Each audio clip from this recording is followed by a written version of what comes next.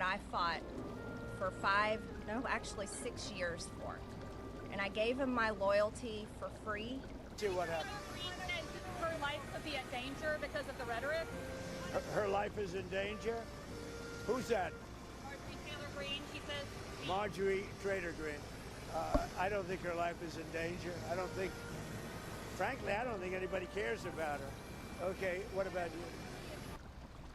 What's going on, everybody? Today we're going to discuss the question, is it Marjorie Trader Greene or Trader Trump? Who's a bigger traitor? As you can see, I got special guest Owen Schroyer here. Thanks for joining. Yeah, boy, that's a loaded one, huh?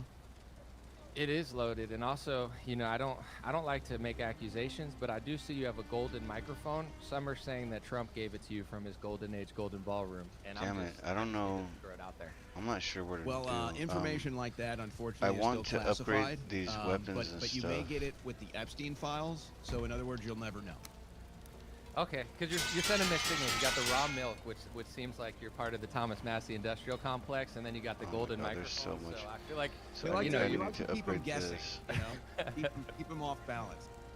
Yeah. So I guess I haven't talked about this, and I wanted to save it for, with you because you know, over the last couple This is months, what I want to I've upgrade. obviously So we need enjoyed a lot 8 of what bronze. Marjorie is saying, as far as like her seeming to not be, you know, one of the few people controlled by AIPAC, and also her challenging our foreign policy.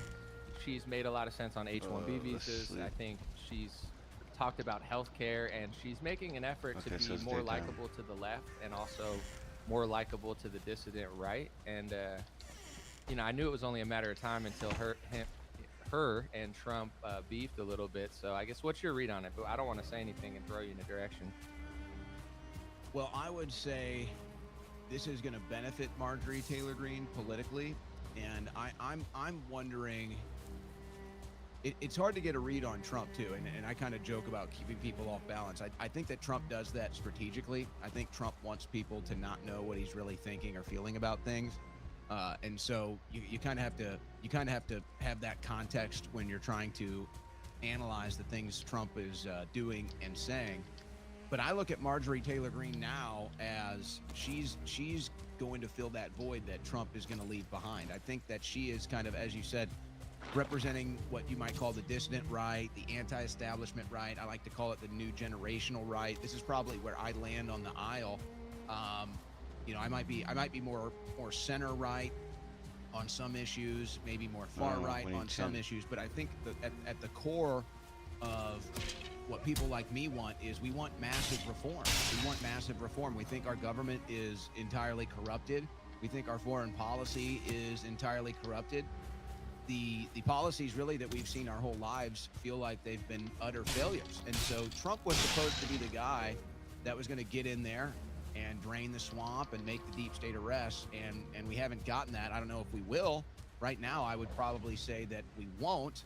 I suppose he's still got 3/4 left in this administration, but now it's like Marjorie Taylor Greene can kind of fill that void. Marjorie Taylor Greene can kind of play that role of speaking to the disenfranchised right, speaking to the anti-establishment right, which I think is, I think it's a lot bigger than what Washington D.C. thinks. I think it's, I don't think Kitty, whoever is communicating with Trump or advising Trump is not giving him good information. Marjorie Taylor Greene is still very popular. She's going to win her race easily, just like Thomas Massey will, no matter how much money Marion Adelson decides to spend, no matter how many millions she injects into those races, Massey and Greene will still win. So part of me wonders if Trump isn't doing it intentionally, and maybe that's me overthinking it. It's just like, I don't know how else to make sense of it. Why would he go against Marjorie Taylor Greene, who right now mostly represents what Trump ran on in 2015 and 2016. She's basically Trump from 2015, you want 2016. for nothing. I give you so all you just the have stuff to ask, you okay, need. Stop it. Did Trump decide to change? Did politics change Trump?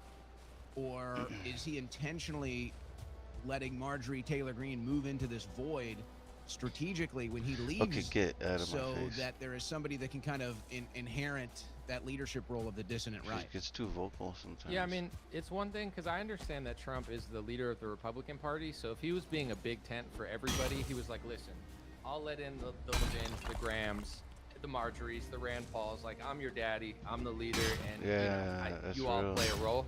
but he's not doing that. He's siding way more with the Mark Levins, the Lindsey Grahams, the Ben Shapiros, the Randy Fines, Yep. and then he's trying to kick Rand Paul, Thomas Massey, and Marjorie to the curb. So, like you said, I do think it's a big miscalculation from him, because a lot of these older types that are like super pro-Israel, they always just say, oh, my comment section is filled with bots. It's just bots. And, you know, I've talked to a lot of people. I try to talk to whoever I can and just hear what they're saying before I even say what I think. And I've heard from a lot of people, they're like, dude, the kids at the coffee shop are watching Nick Fuentes, this, that. Like, so I feel like there's a bigger movement, not just of Nick, but, you know, he's one that I know that they like really don't want people to listen to. And I think there are a lot of people that are liking what Marjorie's saying, liking what Massey's saying, liking what Tucker Carlson's saying as they try to throw him out of the party and scorn him, and others. So I guess it's just like, you know, is Trump like super selling out? Oh, The I fact thought there where was it's not a big tent something for that- everybody anymore. It's basically just like a neocon circle jerk, and anybody who challenges him or his donors or his big beautiful bills, or, you know, like now they're the bad guy. That's what it seems like to me, where Trump is losing me a What the lot. heck is this base? Well, I think it's a perfectly fair and reasonable observation that you're making. And all of the circumstantial evidence is what leads you to that conclusion. And so I think that, you know, for me, I find it odd when people try to reject reality, which, you know, we kind of used to point at the left and say that, hey, this is the cool party, base. Oh, this yeah, I is the remember this political side base. of the aisle that's That's a good rejecting base right reality. there. It seems there's a lot of that happening on the right now. It I wonder, seems that do the I need right wing anything is from kind of here? wanting to reject reality Could we like and maybe get rid of some reject shit? what or- is inevitable, and that is that even the right now is against the foreign policy failures. Even young right wingers do not like the foreign policy. Israel tends to be the center of attention, and I think that that's fair. But it's not just Israel. We don't like what's going on in Ukraine. Okay, we don't like any of the foreign aid. We don't like any of the foreign entanglements. You know, the Venezuela strikes. You know, that's one that people are kind of like, well, I don't know how I feel about this. Are we killing drug dealers? Are we killing bad guys? Is it even legal? Is it part of something else? We just don't want to. We don't want to think about it. You know, young people are wondering, am I going to be able to afford a home? Young people are wondering, am I going to have a 50-year loan where I'm paying $1.5 million on a $500,000 house because I have no other choice if I want to get into the home ownership category. They're wondering, am I going to be living paycheck to paycheck in my 30s, in my 40s, in my 50s? A stat just came out today, 20% of boomers plan on having any inheritance for their children. Only 20%. Now, I bet if you would have asked boomers, you know, some question along those lines, say 20, 30 years ago, I bet you at least 50% would have said, I'd like to leave something for my children. I'd like to have something for my children. And so it's kind of being spun like, wow, you know, the boomers, and you know, I don't mind wading into the generational warfare. I'm not the biggest fan of it, but you know, people like to go there and they say, look at these selfish boomers. And I'm looking at it differently. I'm saying, no, I think the economy failed them too. I think the economy failed the boomers too. You can point the finger and say, hey, they were the ones in charge when it happened, and that might be fair. But no, I don't think that's a selfish thing. I think everybody's feeling the pain of this economy right now. And when Trump comes out and says, oh, that's the greatest economy ever, I can go over numbers all day long and argue it might even be the worst economy ever. So it's all about perspective. But I think the haves and the have-nots is really separating right now. And I don't know if that's intentional from Trump. I don't know if anybody is even telling him this. I'm beginning to wonder if Charlie Kirk might have been the last voice of reason that was able to get into Trump's ear. It seems like maybe Susie Wiles or somebody else is trying to stop any other voices of reason from getting to Trump. Was Charlie the last person that could get to Trump's ear and say, hey, President Trump, the young people really don't like what we're doing in foreign policy right now. Hey, President Trump, the young people really do not feel satisfied with where the economy is at right now. Maybe you should change tactic or change communication on that. Well, Charlie obviously not with us anymore, so I'm wondering, is there any voice of reason getting to Trump's ear right now? Because it doesn't seem that way to me. I think with a lot to unpack there, but at the end, I think Trump, just seeing how he operates, he's very stuck in his ways. He has an idea of what he wants, and I feel like anybody around him that disagrees, they get thrown under the bus. He's got that type of personality. So I think JD Vance is a Charlie Kirk type character where he has a lot of different ideas, but it's not really his role. He's the vice president. He's supposed to shadow the president, support the president, so he can't really say anything. I think everybody's afraid to say something, because if you say something, you know, he hates you. And with the whole, you know, Israel topic and the generation, I think it goes hand in hand. The younger generation feels like they have no purpose. You know, they're stuck online. The job market's weird. AI's taking over. The boomers, you know, I'm sure they've had their issues too. But when it comes to like Israel specifically, I remember in 2019, I feel like I kind of got blacklisted for being early on this. And all I was saying was like, listen, I mean, you could ignore me and lie about me, but people are going to talk about this, which they clearly are now, because, you know, I saw a Glenn Beck post basically like, why do people talk about this and not all these other ones? And it's like, I could list all the reasons. It's not just foreign aid. It's like, you know, hundreds of lawmakers are flying over there. Eric Adams goes over there and says, I served you. Like, if that were the Congo, Zimbabwe, China, That's like, it would be crazy. just as big of a deal. And I'm It just was going to said, play "I this clip real serve quick. I you." played a little bit at the beginning.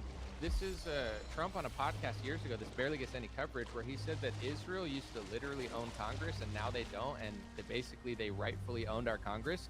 Replace this with any other country and I would play this clip just as shocked. But this type of stuff happens with Israel like all the time. And I think because it seems like that's the center of policy in the GOP, like it's all they care about, people feel affected because they're like, dude, I'm struggling so much. Trump says it's a golden age in his ballroom, and then he goes on podcasts and says stuff like this.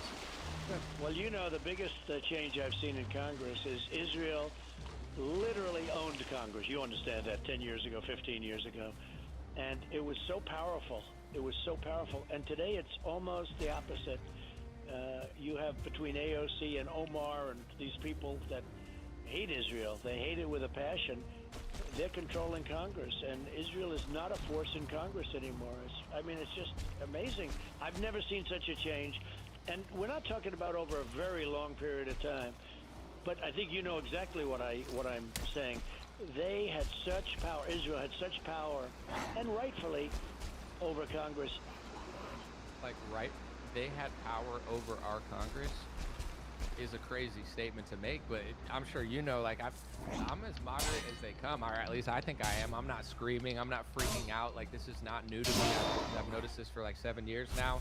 But it's like everywhere I turn, this is happening. You got the mayor of New York City in Israel being like, I serve you. Like, it's just everywhere. It's like, dude, tone it down a little bit and focus on, you know, the fact that our country is ghetto and just like not affordable right now for a lot of people. Well, it's like the craziest gaslighting that I think we're enduring right now on the foreign policy. And they say, well, gee, why do you talk about Israel all the time? And we're like, wait a second. Why do you talk about Israel all the time? It's like, you know, it's like the Spider-Man meme. It's like they're pointing at us saying, you're Spider-Man. We're like, wait a second, you're Spider-Man. What do you mean we? It's you. Right. And so it's like you laid out the case. You know, I think most people see it. But yeah, it's like, what do you mean I can't talk about Israel? All of our Congress flies there. All of our Congress takes money from the Israeli lobby. All of our foreign policy seems to be dictated out of Tel Aviv. Netanyahu has been coming to Congress for 40 years telling us about weapons of mass destruction in the Middle East. We need to go after all of these leaders and do regime change. We've never found any weapons of mass destruction. Why do we still trust Netanyahu? These are totally fair observations. And, you know, you mentioned, you know, maybe you call yourself a moderate, whatever. I've been following your work for a long time. And, you know, I think that there's something that's missing from the whole conversation with this split on the right. Because yeah, we can look at the policies and say, okay, there's a hard line on, say, foreign policy, and we can look at that split on policy. But I really think what's going to happen at the end of the day is it's going to come down to people that can have a civil disagreement and still behave normally. You know, I've been following your work for years. You say plenty of things I disagree with. So what? So what? So you think differently than me. What's wrong with that? And I see these people, and they're like, they're freaking out over a political disagreement inside of the Trump support base. And I'm like, do you guys not have any friends? Like, have you never disagreed on something with a friend? Like, do men and women not fight? Do husband and wives not fight? I'm like, what is it? Since when are we trying to be in a cult here? But I think that's the difference is there's some people that have good intentions, and I think there's some people that have other agendas. I think I'm moderate on the Israel topic. I mean, some other topics maybe I'm more right wing. You know, I'm definitely not left wing on most topics. But like on that, I just said like I don't agree with these speech laws. They said you're an anti-Semite. Like, oh, they're giving $500 million to the GOP to get things done for Israel. You're an anti-Semite. Like I just got called an anti-Semite a million times for 7 years. I even think, I mean, Tucker's like a wild guy, but I think he's even pretty moderate on the topic. I think his stances on it are understandable. So I think, you know, whether me and you disagree on some things, I think we both identify. It's like I've always looked at you and been like, I think Owen's doing what he thinks is best, and I think he's a good guy, and I think he cares about America. And I'm pretty sure, you know, I'm not going to name names or anything because I like to keep it as, you know, above the belt as possible. But I feel like I know who everybody is just based on how they act, and there's a lot of people they're not genuine people. Their agenda's not America first. They're not looking to make friends.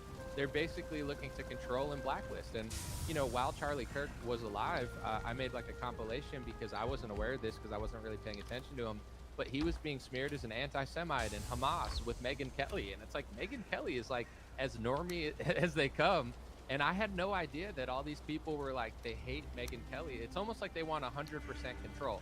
So I disagree with Tucker. I disagree with other people, but I don't want to cancel him in the same way. But like I said, the reason is they're not doing it for the right reasons. They have completely ulterior motives. And when you figure out what their motives are, they just, you know, want to cancel you harder. Like I can't believe they're trying to take Tucker off of the Turning Point stage when Charlie himself said that he wanted him to speak. Brandon Tatum's speaking there. I don't agree with Brandon, but I think he should speak because Charlie wanted him to. It's Charlie's event. I'm not trying to posthumously change his lineup. That's weird that they're doing that. Well, and I don't know. There's some new drama. Apparently, they've kicked Tim Pool out of their big event coming up this year. Well, they have a no beanie policy, so that's. It's the hat policy. Oh, okay. I'm just kidding. I was wondering. Well, you know, it's like they want everything. It's like there's no moderate. They don't want any moderate. It's like either you're all in on this foreign policy or we consider you an extremist, right? It's like you're either with us or you're the terrorists, like George Bush used to say. And it's like we're just sitting here saying, hey, I'm just against foreign policy. I'm against foreign entanglements. And I think that the proof is in the pudding. We've been trying this. We've been trying the same foreign policy in the Middle East for my entire life. It's been a miserable failure. You know, why don't we ever address the miserable failures of our foreign policy? Look at the disaster that's taking place in Ukraine right now. This should be a much bigger issue. This is hundreds of billions of dollars. I don't know if Trump is going to secure a deal. They're talking about a peace deal today. I don't know if Trump can secure any of that value back for us, whether it's with rare earths or something else. But it's like this was an absolute foreign policy disaster. Why do we keep doing the same things and expecting different results? And if you just simply say, hey, it's failed, maybe we should go a different direction, that's when the extremists come for you. And, you know, I remember, because I never even really talked about Israel. Israel was never an issue for me. And I remember when people were coming after you for expressing some opinions on that. And I was just kind of like, it's not really my dog. I'm against the wars in the Middle East, but I'm not getting too much into the Israel issue.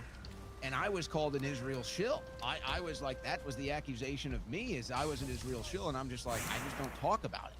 Well, now I'm the opposite. You know, I'm a Muslim extremist and all this stuff. And it's like, dude, I'm just against foreign policy. So it seems the debate here is intentionally being, I don't know what to say, you know, intentionally fog of war, intentionally muddying the water so that we can't actually get down to what we're talking about. We can't actually get down to what is it the issue, because I think most Americans would agree. They don't like our foreign policy.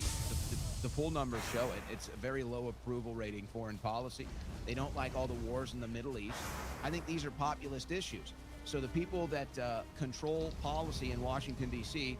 also happen to have the most money. They're able to kind of control the means of communication and make it seem like it's a popular thing. But when you talk to people on the left and the right, you realize, most people don't like our foreign policy in the Middle East. And I actually argue that the last two presidents, I think they stole the election for Joe Biden, so let's just cancel that. I think the last two presidents, I think Obama and Trump both won because they were against the wars in the Middle East.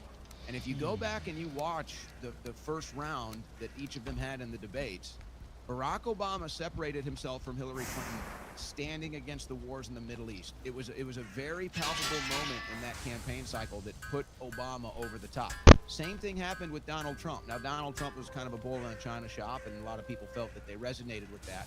But Trump was also against the wars in the Middle East. Trump also called out the bad foreign policy in the Middle East. This is a populist issue that I argue has gotten the last two presidents elected, and I think it'll get the next president elected too.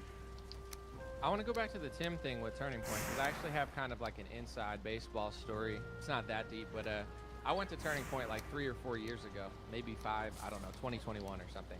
And they invited me, or I asked them if I could go. I knew people that worked there, and they said, sure. Then somebody called me and said, you can't go because we saw your tweets, and we saw you like criticizing Turning Point, and like it was over Israel and that sort of stuff. And then I kind of called back and I said, hey, I'm going to like go outside and protest because this is ridiculous. You're not going to let me in. And then they called me, and I'm not going to say who, but they were like, we talked to this guy, and he said, you're cool, so you could come. But it was like they almost didn't want me to go, and then they let me go, and it was fun.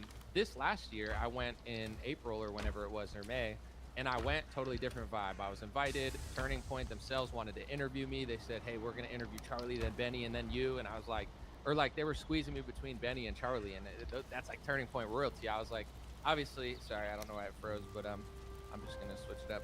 They give you that auto. They do that auto emoji every time you move your hands. I gotta figure out how to turn that off. It's been annoying me all year. But it's like, yeah, I was way more welcome. So that's kind of weird if Tim is not lying. Damn it, we need Hard to 12 tell, bronze now. the beanie kind of decides where he goes, not necessarily him. But the beanie's in control. you know, if the beanie's in Check control, that it's beanie. like, We need to see if there's any wires or microchips in there. it's like Plankton and SpongeBob when he gets in that big machine.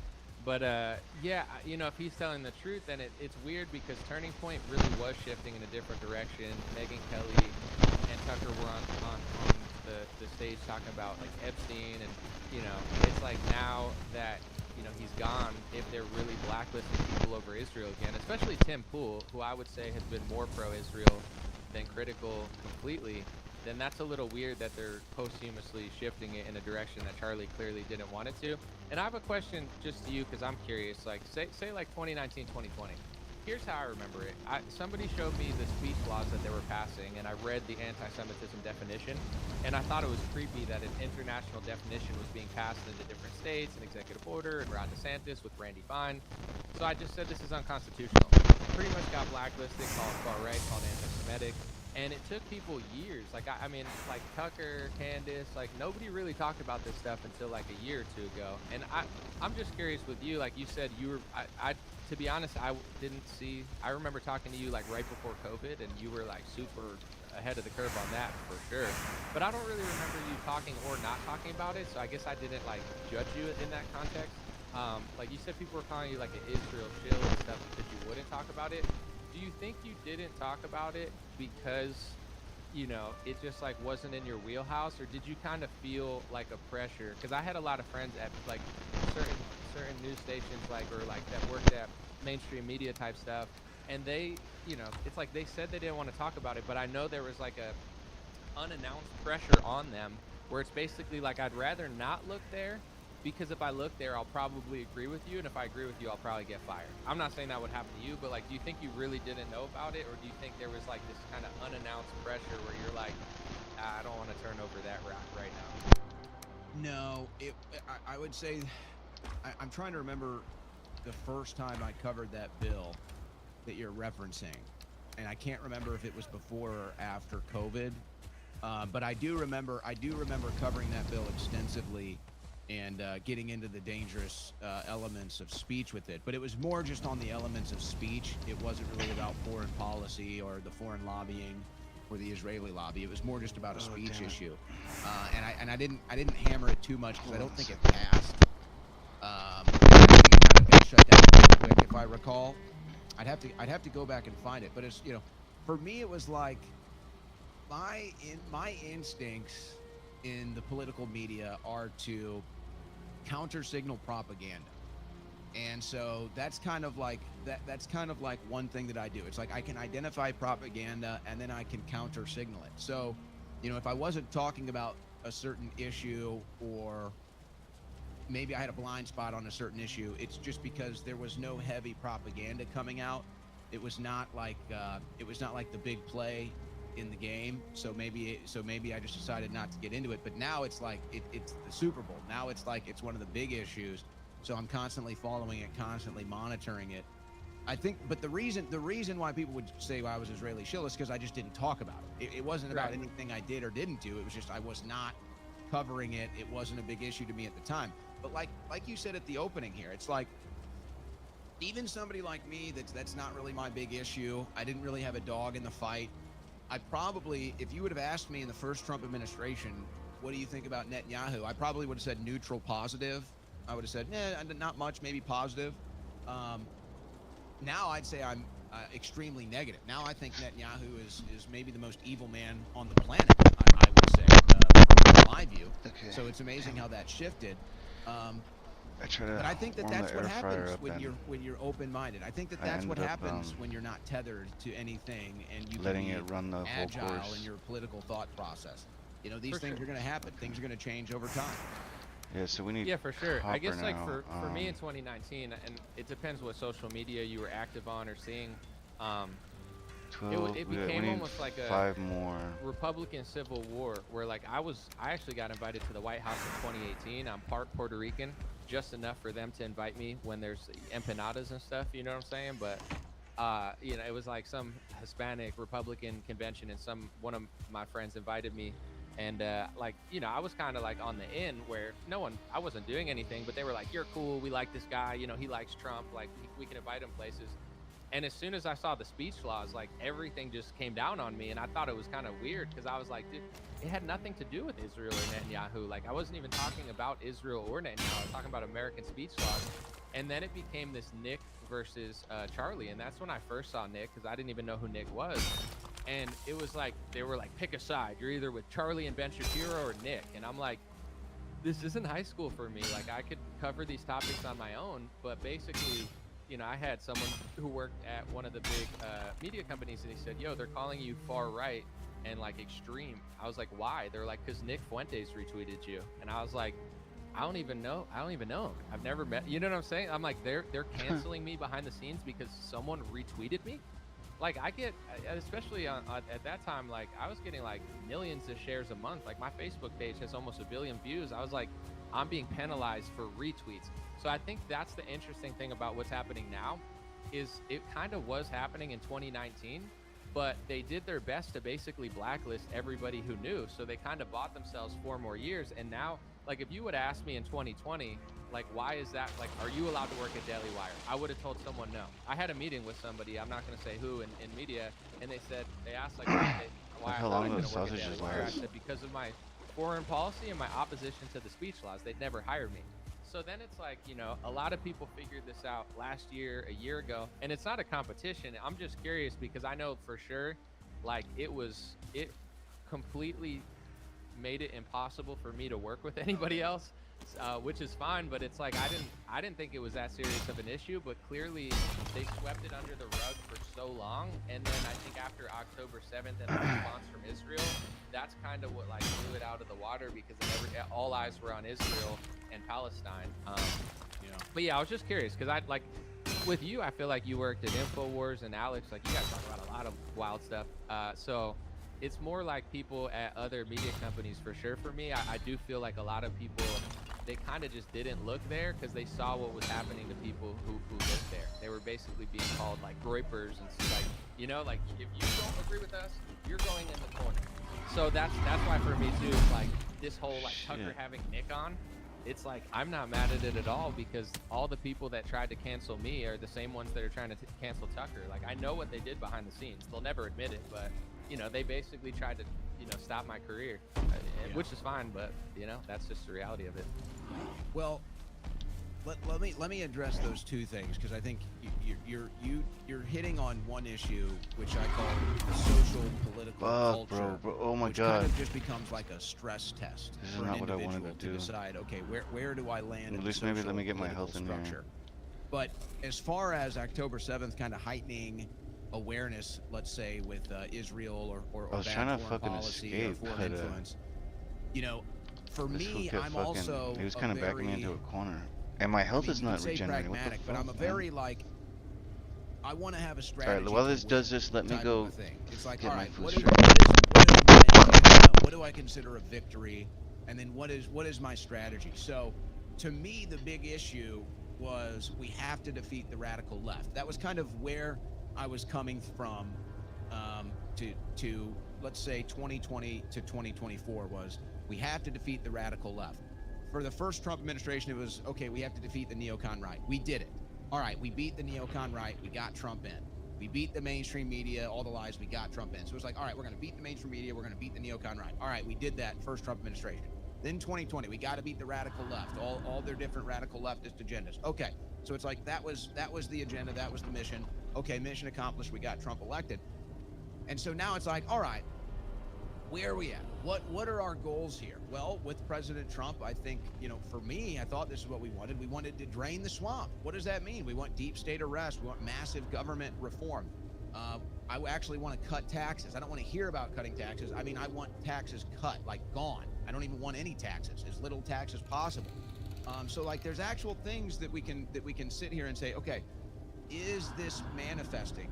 And in my view, it's not. In my view, a lot of these things aren't. Now, I can point to the border being secure. I can point to, other issues that we might be getting, maybe what we want from Trump on, like deportations and such. But okay, now it's like, what is the big issue? And so I get back to what you're talking about with the social political culture right now. And it's kind of like a stress test. It's like, all right now, who's attacking me? Who's attacking me and why? Right. And it's mostly people on the right. And in fact, I would argue I've never had more hatred and vitriol directed at me than I'm getting from the neocon right at this moment. Even from the left, I've never had the hatred and vitriol that I'm receiving now, all coming from the neocon right, which is kind of ironic. But I'm saying, okay, so this is interesting. So who are these people attacking me? What do they all have in common? So I'm doing research. I'm like, all right, what is this all about? And it's funny, they'll say, oh, I'm not MAGA or I'm not a real Trump supporter. And I'm like, bro, I've been a season ticket holder since 2015, man. Okay. I've been standing in the bleachers for all of the wins, all of the losses, all of the good weather games, all of the bad weather games. Like, I'm season ticket holder for life. You're the guy that just showed up telling me to sit down and shut up. I've been sitting in this seat for 10 years. You just showed up a year ago and you're asking me to sit down and shut up. So what's up with that? Well, they just weren't around.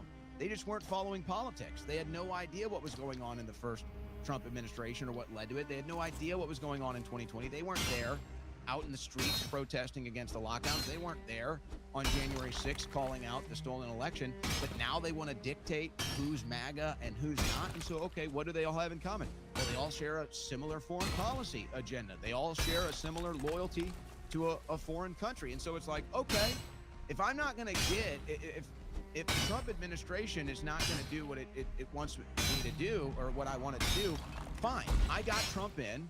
I don't regret voting for Trump. I don't regret supporting Trump, but he's in now. He's going to decide what he wants to do. He's already told his loyalists from 2016 that he doesn't want us anymore because we want the Epstein files. So fine. All right. Hey, Trump is in charge of his legacy. We got him in. He's in for 4 years. The deal is done. What happens, happens. Why are all these people attacking me on a foreign policy agenda? And so that's when it's like, okay, everything changes. So now I see, all right, we had to defeat the neocon right in 2016. We had to defeat the radical left in 2020. And now it's like 2016 all over again. It's like, we have to defeat the neocon right again. And now it's the easy strategy, and it's a winning strategy because it's working, is you point out the fact that they're loyal to a foreign country. You point out the fact that they're acting on behalf of a foreign country. And this is why they're panicked, because it's their Achilles heel. They can't deny it. They can't deny it. All they can do is call you names. And so this is their Achilles heel. So it's not going to stop. It's not going to stop. And I think for people that are acting pragmatically to try to save the country and counter-signaling propaganda, they're saying, look, you guys are loyal to a foreign country. You're acting on behalf of a foreign country. You can't deny it. All you can do is call me a name, and that's not going to shut me up. Yeah, well, one thing that I point to, because everyone's obviously talking about Charlie's assassination, which, understandable. I mean, I get why people are talking about it, but like, this is what I try to separate because it's kind of different things. I mean, obviously there could be a connection, but like in the 2 months prior to Charlie getting killed, he was expressing, because so many people say like, oh, Charlie was awesome, but you're an anti-Semite, you know, like, oh, and you're an anti-Semite, but Charlie wasn't. It's like, but Charlie was also being called an anti-Semite. Charlie was also panicked because he was being called Hamas and an enemy, and he was getting text messages, and he said that publicly. Like, it's public statements that you can look. So what I tell everybody is like, Charlie was super pro-Israel his entire career. He was loyal. He defended them, even allegedly when he didn't even believe it, according to one guy who was coaching him on a Zoom call. Like, Charlie did the most. If you ask me 5 people in America that aren't Jewish that do the most for Israel, Charlie might be number 1. Yet they still called him an anti-Semite. And I'm not saying everybody was, but that faction was still trying to get him canceled because he had Tucker Carlson on a stage. He let Dave Smith debate. That just shows you it's like 99% control is not enough, 95% control is not enough. They want 100%. So it's like, if Charlie couldn't please these people, how am I going to please these people? Because I'm not Charlie Kirk. You know what I'm saying? I'm not taking Zoom calls and saying things I don't believe. Like, that's not what I'm doing. So I guess I'm not, obviously I'm never happy that there's the division, but it's like, I feel like I was covertly attacked in this way in 2019, but they did it behind the scenes because I feel like they knew if it ever bubbled up above the scenes that people would agree with me. And now that the cat's out of the bag, it's like everybody's kind of seeing how it works, and it's an unavoidable issue because, like, say Tucker Carlson, there's things that I disagree with him on, but I think he was the best person at Fox.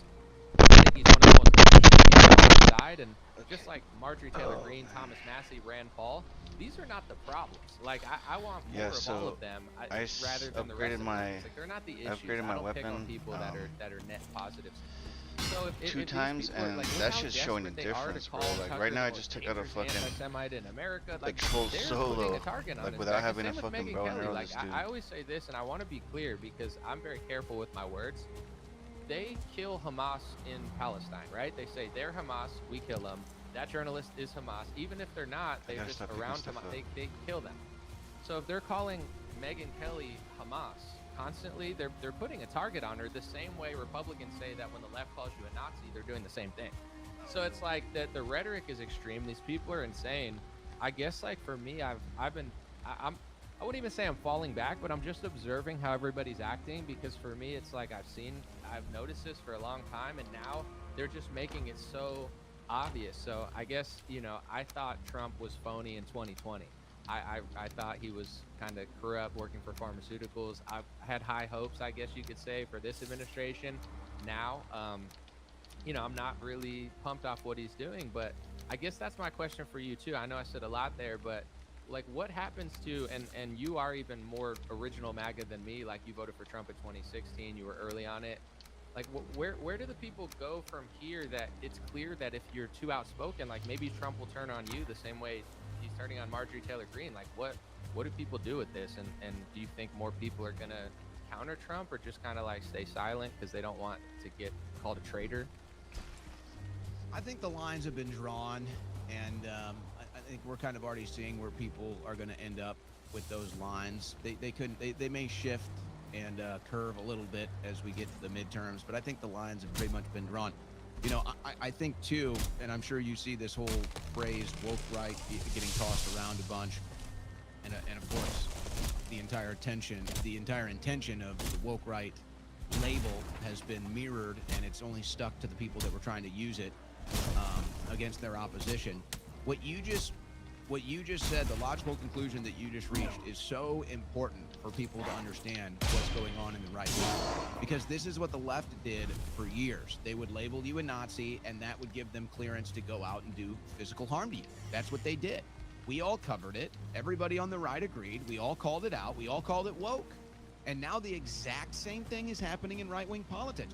And, you know, this is what frustrates me. It's like, I don't mind having a disagreement. I actually like it. I like disagreeing. I like debating. I like hearing different ideas.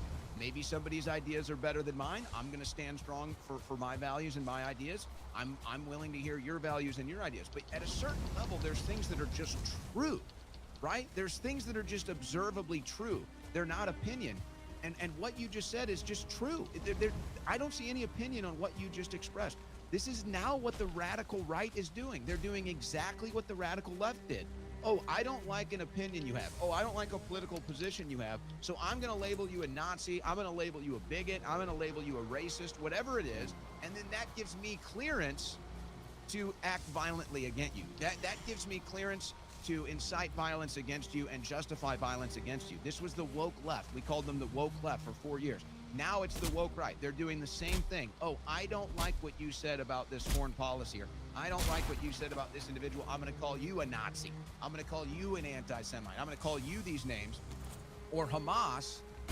And what is that? That's the psychological clearance that, hey, it's okay to commit violence against you. I called you a Nazi. I called you Hamas. That's the green light. If somebody commits violence against you, somebody kills you, that's good because you're a Nazi and you're Hamas, and so we support killing these people. It's more dangerous than anything I ever said, anything I ever saw from the left, which is crazy. It's crazy that's where we would be at today. But that's how I see it. I think that you see it too. I think it's a neutrally observable fact. I don't see any opinion. I think that that's exactly what's happening. And if you're denying it, you're just not paying attention.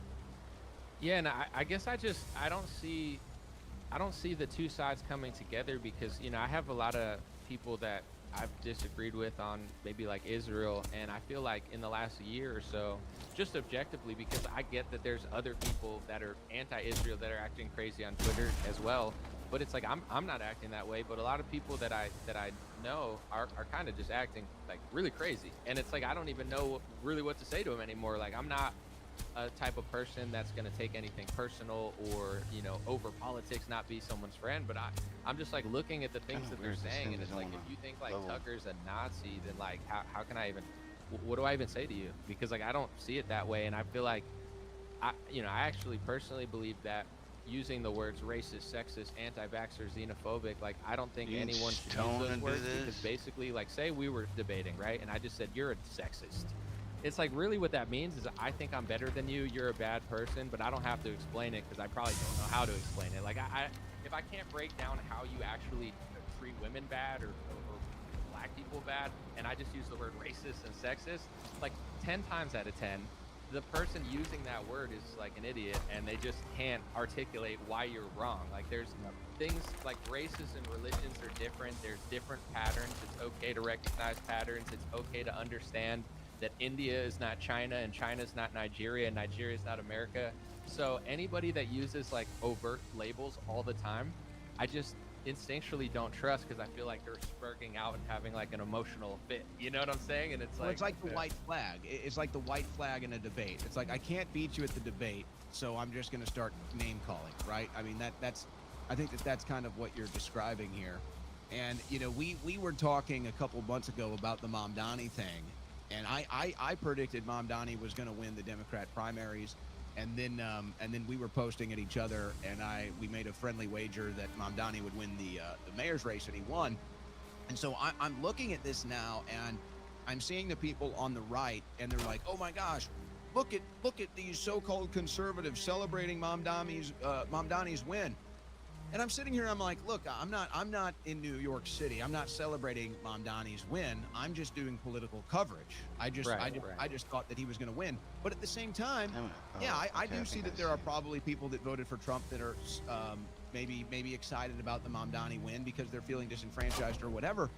But I see these voices on the right, and they're saying, my God, why would they celebrate Mamdani? How can this be? And I'm sitting here, I'm saying, well, wait a second. What is it that you expect them to do exactly? You were the ones that kicked them out of the so-called movement. Like, you guys are the ones that said, we don't want you anymore. There's no room for you here anymore. You're the bad guys. Like, you literally pushed them out and said, we don't want you. So they ended up somewhere else, and you're like, oh my gosh, why are you over there? It's like, what are you talking about? You guys are the ones that did it. It's like if a football team traded a quarterback. They said, we don't want this quarterback anymore. We're going to trade him. So they trade a quarterback. He ends up on another team. He throws 3 touchdowns in a game, and they're like, why are you throwing touchdowns for the other team? And he's like, what are you talking about? You traded me. You didn't want me anymore. And like you said too, I mean, there are a few people that like actually like Mamdani that are more right wing, but I would say 99% of them, like probably you, Tucker, they're not celebrating Mamdani, they're analyzing it. So like when Tucker sent out a letter, there's this guy on YouTube, I won't name him, but he's usually really accurate, but with this topic he's not. And he's like, Tucker was celebrating the win in an email. So I went and looked at the email because I wanted to figure out which one it was. He wasn't celebrating it. He was just explaining why. Same with Venezuela. He didn't say he was pro-Venezuela. He didn't say he liked them. He's against regime change, but he basically just said he's conservative in his values. And they're like, oh, he supports the leader of Venezuela. No, that's accurate reporting. But what they try to do is they try to dehumanize people that they want to regime change and humanize terrorists that they're regime changing with. In Syria, Bashar al-Assad, he's a butcher. He's killing his own people. They replaced him with a former al-Qaeda leader, and now he's spraying perfume at the White House. It's like, it's such an obvious con where they're just mad that, and same with a martyr maid, Daryl Cooper. They're just mad at anybody who has nuance with any topic and can speak about it articulately and honestly. I'm not saying he's right about everything, but that's the reality of the situation. And I want to bring this up real quick because just for my audience, we did have a friendly wager. Owen correctly predicted that Mamdani would win, and I said, I don't think he's going to win because I think the donors are going to step in and the establishment's going to kick him out. The donors did step in, like Bill Ackman and such. It wasn't enough, but I want to show people my miscalculation and take accountability. I didn't realize that Mamdani not only had small hats on his side, but he had the big hat too. That huge hat, it's not a small, like the small hats are one thing, but he's got the large hats too. So that was my miscalculation. I had no idea that he was so popular. This is for full transparency. All right, for full transparency. Hold on. I had no idea he was so popular among the hats. I thought he was really the candidate that they didn't want. Oh my god! Full transparency for me to. Dude, you were in on. That's how you knew that. That's how you knew it. Things about Mamdani's victory. Okay, right now. yeah. Please tell me what happened, because dude, you're the top analyst on this topic. Thank you. Well, look, the hat is a funny gag that I did, but I actually really like the hat. I think it looks pretty good. Schmeatrel hat is a very powerful. I highly recommend it. Look, I think that there's a major underestimation. All right, we'll get rid of the Schmeatrel hat for now. Point proven. Okay. I think that there's a major underestimation happening on the right, and they're kind of like stuck in this honeymoon phase. They're kind of stuck in like, I don't know. It's like the loser in high school finally gets to sit at the popular kids table or something, and so they're kind of just riding high, and they don't realize that the table that they left is really upset right now and feeling like they're being betrayed or something. I don't know. I guess that's an analogy or a metaphor I would use. I think there's a major underestimation of how disenfranchised right-wingers are right now, especially men under 40. All of the polls show it. And I've reached a conclusion that kind of the right-wing establishment, the people that are surrounding Trump, I've reached a conclusion that they have no social lives. They're all living in this political bubble where they all just think and breathe the exact same things. That's why I said, was Charlie Kirk kind of the last voice of reason in Trump's ear? Because it doesn't seem that he's getting it. Everywhere I go, and I've got friends on the left, I've got friends on the right, all different walks of life, whatever, rich, paycheck to paycheck. I just talk to normal people, and they all are kind of saying the same thing. And so I'm sitting here and I'm like, yeah, there's a major force happening right now that's going to get Mamdani elected. I can see it. I can feel it. It's palpable. I can feel the tides changing on the right. If you think that Trump going against Marjorie Taylor Greene is hurting Marjorie Taylor Greene, you just don't understand what's going on. And I think that there's another important factor for people to weigh into, which is a lot of these personalities online, and I know this has never been you. This is why you've been able to be independent for your career. But a lot of these people have basically built an entire online persona off of Trump. They've even built a business off of Trump. They changed their name to MAGA Ben or something like that. So it's like their entire business model, personality is based off of Trump. So of course they're not going to be critical. They can't. Maybe the best way to give an example of this, and I like Scott Jennings on CNN. I think he's good on that panel. I probably agree with maybe 80-90% of the things he says. But guess what? He's selling a book right now all about Trump. Right. Trump is on the cover. The book's about Trump. You think Scott Jennings is going to say anything negative about Trump when he's trying to sell you a book about how great Trump is? Of course not. It's a business model. So I think that there's a major issue on the right where people just can't be honest. They can't be honest about what's really going on. They don't want to be honest about what's really going on. They're not even aware of what's really going on. But I just talk to normal people all the time, and they're talking like, hey, I don't like our foreign policy. Hey, I think Trump is going wrong on this issue. Hey, why is he attacking Marjorie Taylor Greene? I like her. Hey, I really like Tucker Carlson. I can't believe the attack. So it's just like, I just don't think anybody's telling Trump this stuff. I don't think anybody's getting this information to Trump. I don't know if he would act differently if he was getting it. Yeah. But it seems like there's a massive blind spot in the right wing right now. Well, 95% of Republican jobs, you either have to shut up about the Israel stuff or you have to shut up about Trump, or really both. Like, Trump is the top dog. He's like the golden calf. So none of them can be there unless they suck up to Trump. And I think I watched the Dana White interview with Andrew Schultz's podcast recently, and Dana's been friends with Trump for years, which is totally fine. But like the whole time he's saying how great Trump is doing, and Andrew Schultz is kind of hinting that like nobody kind of likes him anymore, but like doesn't want to say it, you know? So there's that. And I want to bring up kind of what you're saying in Washington too, because like you said, you talk to regular people. I talk to, I know people that aren't in politics, but I also know people that kind of are in politics, like on lower levels. And what I'm seeing, just like observing and even following certain people on Twitter and stuff, is that's their whole vibe. Like the Republicans who live in Washington and like work in Washington, their vibe is literally Mean Girls. Like they're throwing these parties like the Mean Kids Club and stuff, where like the guy, they're bringing the hot chicks out, and it's like that's their whole aesthetic right now. Is like, we're the mean kids, we won, but they're totally oblivious. So it's like everybody either works for Trump, works with Trump, or is in Washington, which is this little bubble where they're like, ha ha ha, that's like the DHS. They're always tweeting like, ha ha ha, we're deporting. And it's like, that doesn't, what's the point of that? Just do it. And then like, every now and then put out a funny tweet, but like, they got the brattiest, most obnoxious people running social media. I know you said you got to leave in a few, and I don't mind putting you on the spot with this because you could just disagree, but you said you don't agree with everything I say. I'm just curious, for the sake of debate, what don't you agree with that I said? It was nothing specifically. I just know, following your work over the years, I've just been like, oh, I don't necessarily agree with that. Some things I'll give you credit that you were way ahead of the curve on, like calling Trump Grandpa Moderna or Grandpa Pfizer. I did make up Grandpa Moderna. That's my nickname. Trump, don't assassinate me, Trump. It wasn't me. I mean, it was me, but yeah. Okay. You went real heavy on that stuff first, and I was kind of like, I'm not ready. I was kind of giving Trump more benefit of the doubt, thinking he was in a bad position. He had to make decisions. But now he's still, Burla was just at the White House. He's taking care of big pharma left and right. So you like, that was something originally where I was like, I don't know if that's fair. I think he made a tough decision in a bad circumstance. Now I'd say, Grandpa Pharma was a correct analysis that you were ahead of the curve on. So it's not like there's any like single thing where I'm like, oh my gosh, he's so wrong. I know what you're wrong. I know what you're wrong about. Remember years ago you said you think you could beat me one-on-one in basketball. I was like, dude, that's a really bad You don't know the power, okay? So you don't understand. I'm no hats, dude. No hats allowed. This is 7 or 8 or 9 in this hat. I don't even know. I'm sounding like Dennis Rodman with this isn't the Tim Pool Big Beanie Invitation. no hats allowed when you play me, because it might get in my eye. What are we gonna do? How are we? We got to make this happen sometime. Maybe we go to First Form or something. Yeah, we could do that. Yeah. Do you know Andy? No, I don't, but that's my hometown in St. Louis. I know people that work for him. I could probably hit it. Yeah, he has a court now. I know him well. So you do? I know. Yeah. I saw you. You did us a video in his gym one time. Yeah, when I go there, like I try to go early, like because I've been on his podcast twice. He's got a sick, clean gym that nobody's playing in, a full basketball court. So I brought my friend last time, and I was trying to do trick shots. Like I'm an Instagram influencer, so yeah, it's like a playground in there.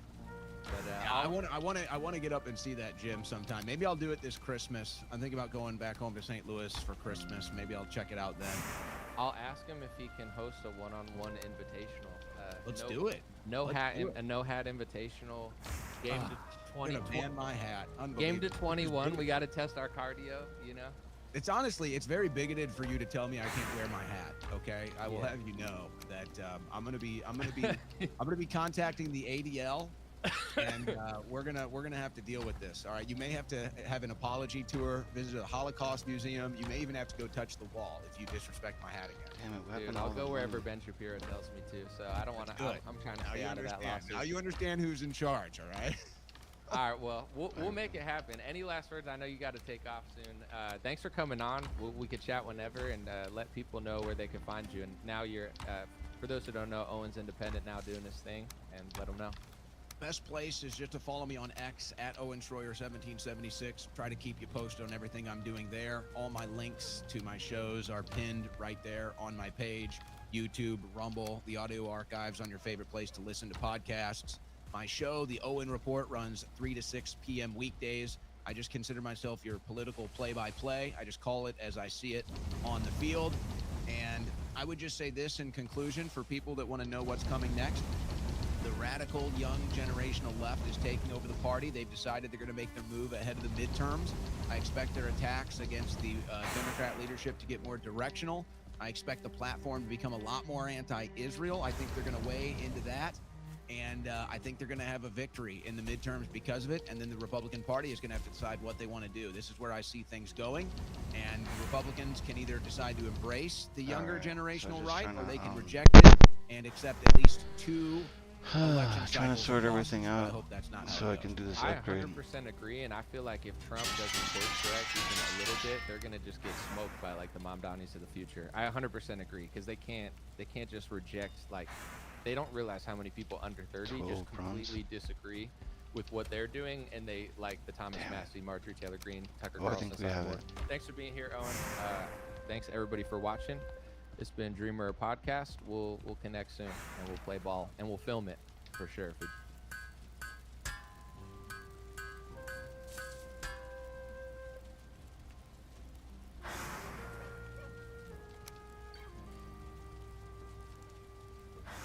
Damn it, what the hell, man?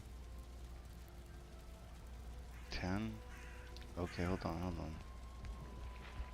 Oh, for freak.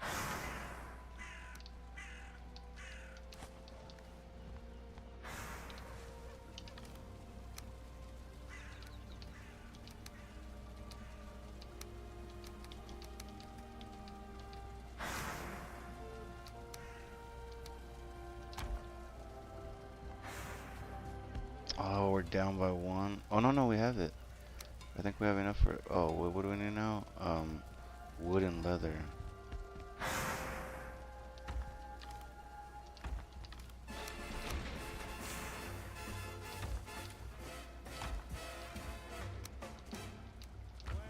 You know the expression, a man's man? A man's man is the leader of the pack. The kind of man other men look up to, admire, and emulate. A man's man is the kind of man who just doesn't get what women are about. Alright, we maxed out our sword. What we need now is the bronze max. I think it's actually maxed out at 3, surprisingly.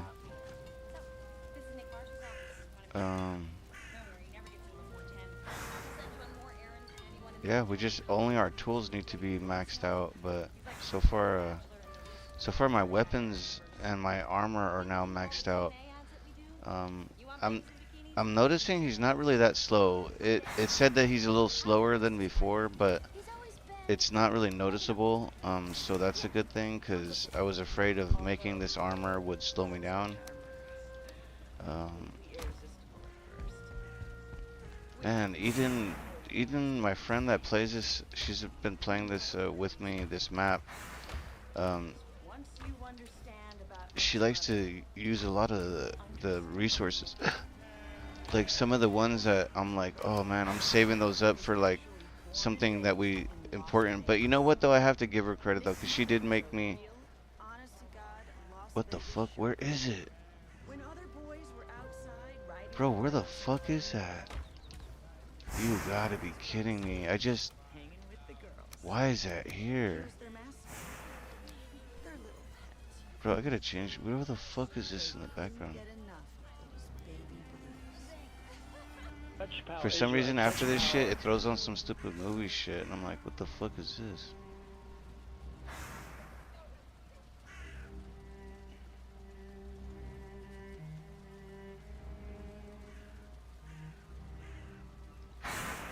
Alright, welcome back. Welcome back. Let's see straight.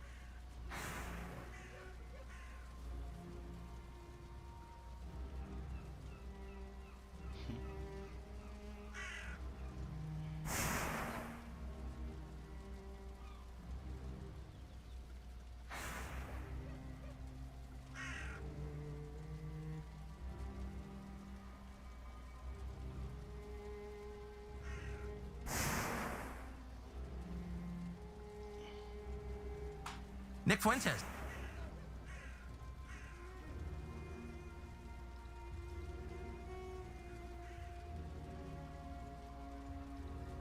Christian Brightweiser, thank you. I'm so glad to meet you. I have watched you on and off through the years, and even when I bought every part of the official story, like the little Washington robot that I was, unknowingly. Even then, I admired your doggedness we need to make and your intelligence, arrows. rigorous mode of thinking, and your bravery for not letting it go. So you haven't let it go. You've been on this for almost 25 years. Are you more or less satisfied that you understand what actually happened on 9/11? No, I mean, I think 25 years out, there's absolutely no complete understanding of what really happened. I think that's unconscionable. We live in the United States of America, and to think that 3,000 people were massacred in broad daylight in Manhattan, and that there's not been a full accounting that is we can add credible. fire to them if we put there's not been the ability for the widows and kids to avail themselves of the judicial system, of the legal system. I just think it's a stain on the country. I'm someone that believes that we are a nation based upon the rule of law. Yeah. And the reality is this nation's worst terrorist attack, the families left behind, have never been given the opportunity to use the rule of law to give us a sense of accountability and justice for the murder of our loved ones. Or even a coherent story.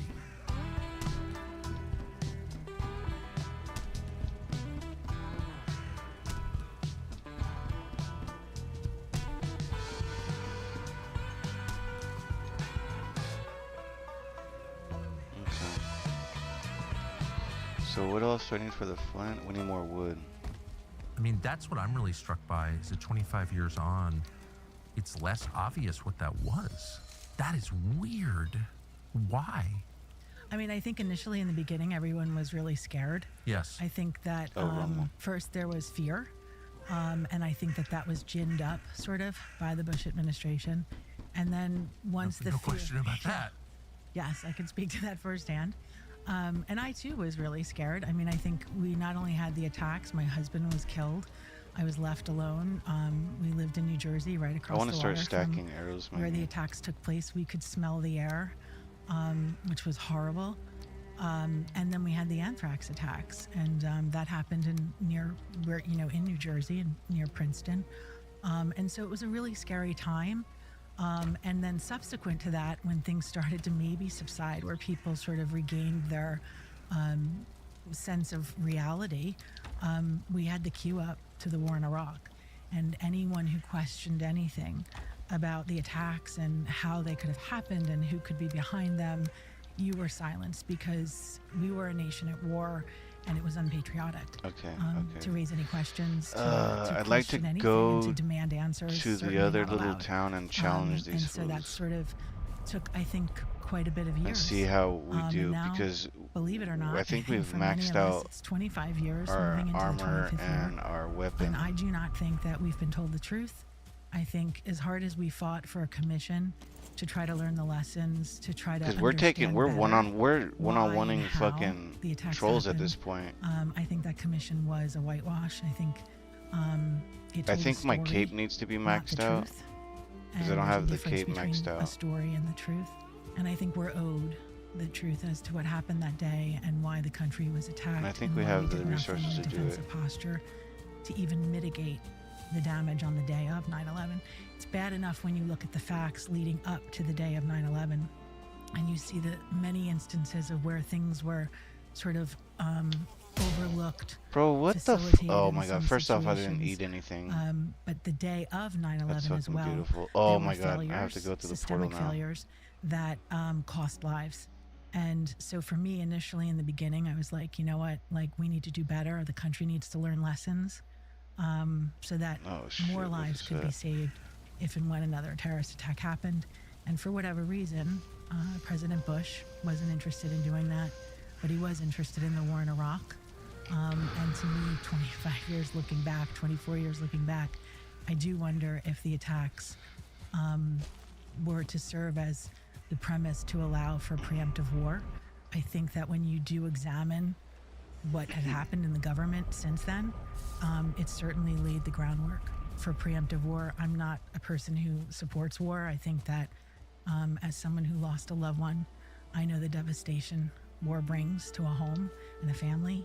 And it makes me sick to think that no one was really held accountable for the war in Iraq, for the hundreds of thousands of lives, for the tens of thousands of U.S. soldiers. And I'm just confounded with the fact that the American public never demanded that, and that for all intents and purposes, they got away with 9/11 and they got away with the war in Iraq. I agree with every word that you just said, and thank you for saying them, because they're true.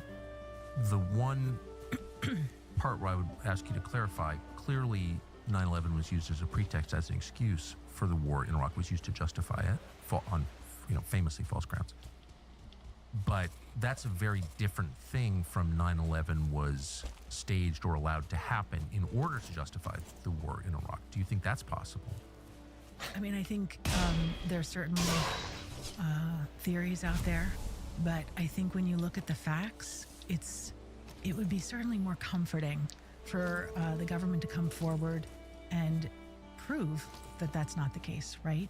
Like, it's uncomfortable as an American citizen. I should be able to try this now. Our intelligence apparatus, our intelligence community, crossing my fucking fingers, man. Greased the wheels, facilitated different fact scenarios that enabled the attacks that may or may not have already been underway. And so there's a story out there that happened, that the CIA might have allowed certain oh, come on, man. I fucking stunned that fool, dude. Damn it. I need to sleep at the fucking house. I keep running out. To try to learn more about Al-Qaeda or terrorist groups, to learn more, to get the big fish, quote unquote. Right. I think that that's an interesting, nice way to look at things, certainly a less diabolical way. But there's a rule, supposedly, in the intel community that when you have actionable intelligence, you're supposed to roll up the operation. And so one of the biggest questions that I have centers on the Yemen switchboard, the Al-Hada house switchboard. The CIA apparently learned about that in, I think, 96. They officially learned about it in 98 through the embassy bombing. And of course, my question would be, if the CIA is monitoring the Al-Hada switchboard, all of the communications that bin Laden is sending out to his operatives around the world to carry out attacks, when the 98 embassy bombing happened, why didn't they go in and shut down the Al-Hada switchboard? They didn't. They, I guess, wanted to leave the line out and continue to learn more information, and they didn't want to tip off Al-Qaeda or bin Laden that they had ears on him and his operations. Okay, so the embassy bombing happens, kind of not great. But then the USS Cole happens. In 2000, 17 sailors were killed. Again, that information flew through the Al-Hada switchboard. And the CIA still at that point doesn't go in and shut it down and stop it. I believe that if the Al-Hada switchboard was shut down, it would have at the very least delayed the 9/11 attacks. And perhaps my husband would be alive today. Well, Grand Canyon University is not like most American colleges. It focuses on the things that actually matter. It is not a ripoff. It is the real thing. It's private, affordable, Christian university located in the heart of Phoenix. One of the largest universities in the country, actually. At Grand Canyon University, education is more than academics. It is about opportunity, the chance for every student to live out the right to life, liberty, and the pursuit of happiness. Rights are not given by the government. They were bestowed at birth, at conception, by God. That's just a fact. And Grand Canyon University is not going to lie to your kids and claim otherwise. It tells the truth. So you're thinking, a quality education is rare, so this probably costs a fortune. Colleges constantly jack up their costs. They probably do the same. Well, they don't, actually. GCU has maintained the same tuition for 17 straight years. They're not in education to get rich at the expense of students. The whole thing is actually about learning. Oh my God. How refreshing. With flexible online classes, hybrid learning options, GCU offers 340 academic programs. Students benefit from a collaborative learning environment, dedicated faculty, personalized support to help them achieve their goals. The pursuit to serve is yours. I guess Let you it need flourish. iron. Find your purpose at Grand Canyon University. Private, Christian, affordable. GCU.edu.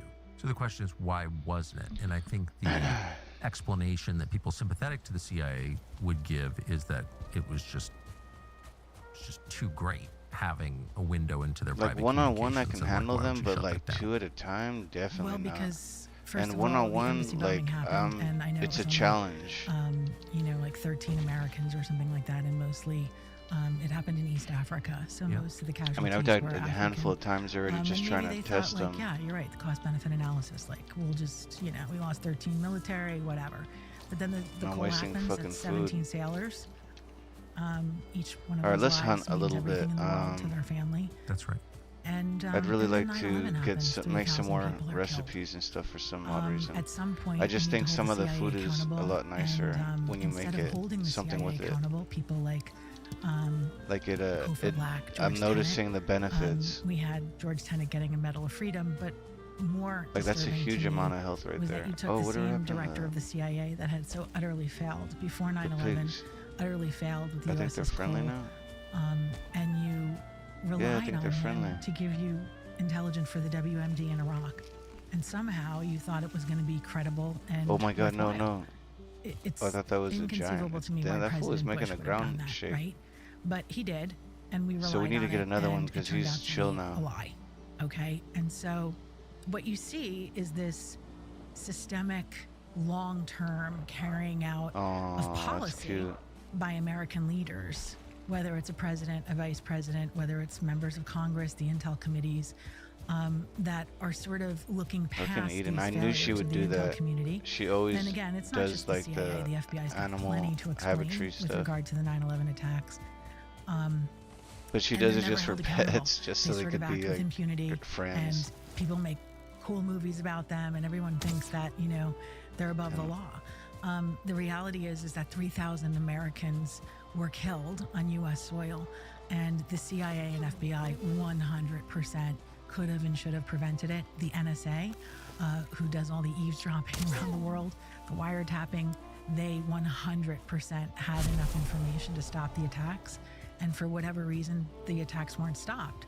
So, you know, naturally speaking, when something happens, a reasonable person is like, well, who benefited, right? Like, who benefited from not stopping this, from not preventing this murder of 3,000 people?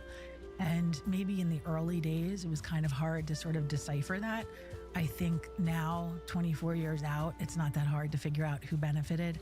I know certainly who didn't benefit.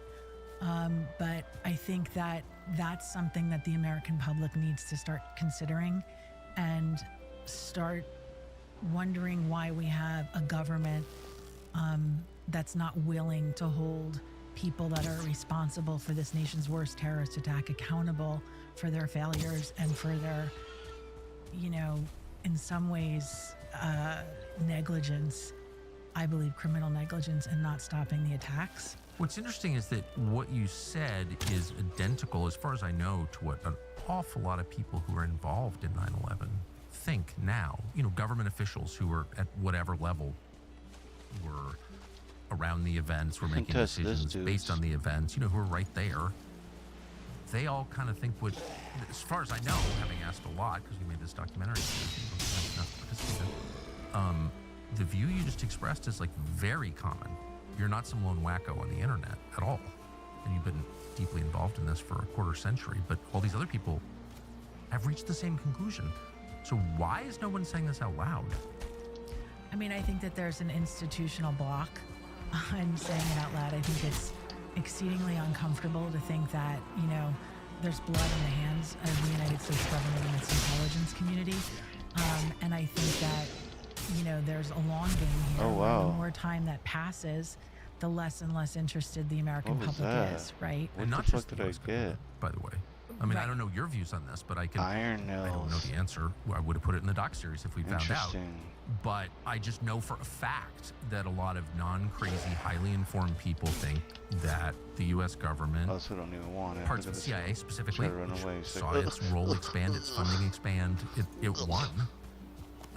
And also, you know, an allied government also got a lot out of this. Like, that's what they Oh think. my God. Why will no one say that? What Yeah, the I mean, I fuck think is it's this fool doing? peculiar. I think that for me personally, my initial focus was on the U.S. government failures. I was very interested in what the U.S. government knew, why the attacks weren't prevented, and that was my original focus. And then certainly we were sort of corralled into considering the Kingdom of Saudi Arabia. That happened through, a confluence of things. The Joint Inquiry of Congress did an investigation. They left 28 pages blank, blacked out, redacted, and the whisper campaign began that it was the Kingdom of Saudi Arabia that had a strong hand in the attacks. They logistically and financially supported the hijackers. And, undoubtedly, there's information there that could support that scenario. There's also historic facts trying to put that on show plates, that the like- U.S. intelligence community and the Oh, you Saudis gotta work be together. kidding me. Speaking here about, Iran-Contra, speaking here as well about the years run. in Afghanistan with the Mujahideen. Oh my God. But then as years and years go by, you start to consider about other foreign allies that might have played a role. And what I think is most curious is the fact that we not only don't call for an Oh my God, that was examination, swallowing. real examination of our own intelligence community, the CIA, the NSA, the FBI, DIA, Defense Intelligence. There's been no clarion call for that.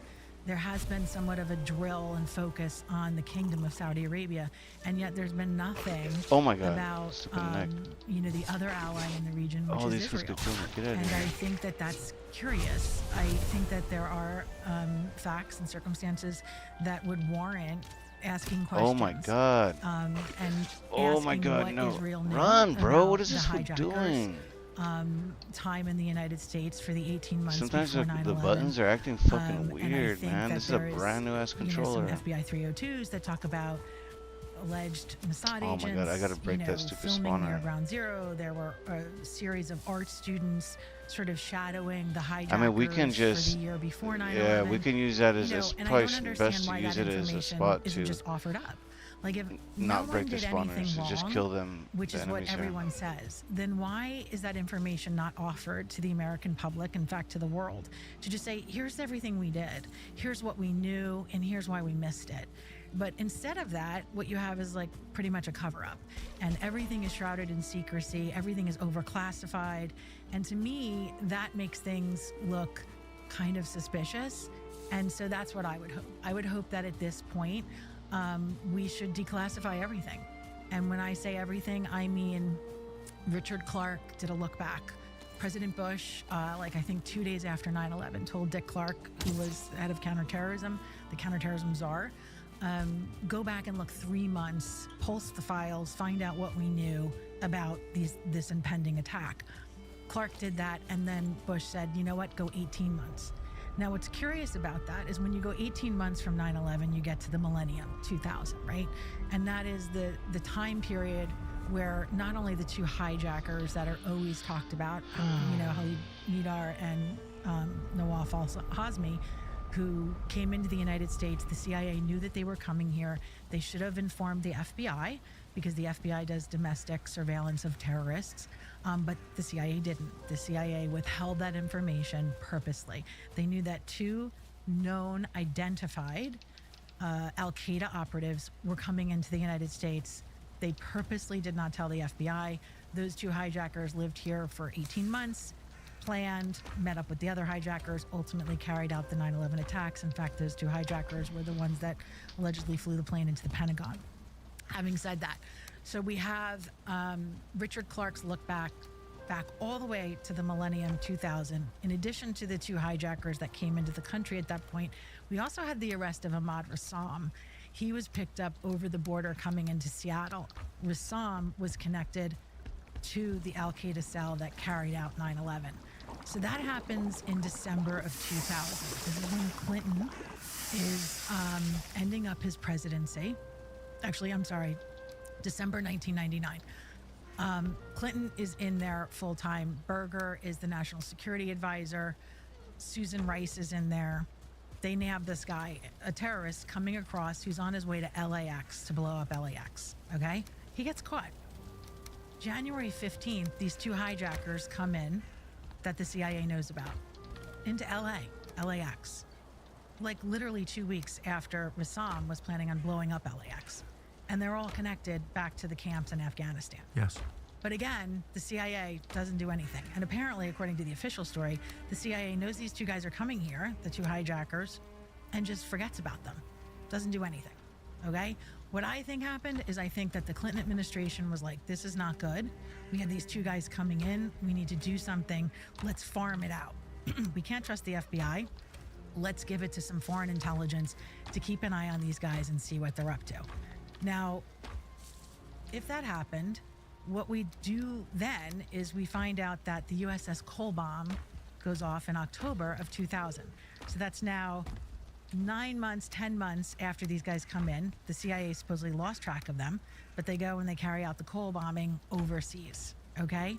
At that point, if the Clinton administration did put together this op, like, let's try to recruit these hijackers, let's let the line out, let's see what we can learn. They're listening into the AHATA switchboard. At that point, 17 sailors die. You need to stop what you're doing and you need to roll up the operation. You need to end it. And yet that didn't happen. So when President Bush, 2 days after 9/11, looks at his terrorism czar and says, I want you to do a look back. I want you to get everything out of the files that were connected to this. Do you think Richard Clarke goes back to December of 1999 when they arrested Rassam? These two hijackers are coming into the country. He, Clinton, Berger, Tenet are sitting in a room and they're like, what do we do? What should we do with this? Do you think that that was in that review that Bush asked Dick Clarke to do 2 days after 9/11? I don't know. Neither do I. But don't you think that the American public should know what Dick Clarke found? We're sorry to say it, but this is not a very safe country. Walk through Oakland or Philadelphia. Yeah, good luck. So most people, when they think about this, want to carry a firearm, and a lot of us do. The problem is there can be massive consequences for that. Ask Kyle Rittenhouse. Kyle Rittenhouse got off in the end, but he was innocent from the first moment. It was obvious on video, and he was facing life in prison anyway. That's what the anti-gun movement will do. They'll throw you in prison for defending yourself with a firearm. And that's why a lot of Americans are turning to Damn, I wish we Byrna. got more It's a turnips, proudly man. American company. Byrna makes self-defense launchers that hundreds of law enforcement departments trust. They've sold over 600,000 pistols, mostly to private citizens who refuse to be empty-handed.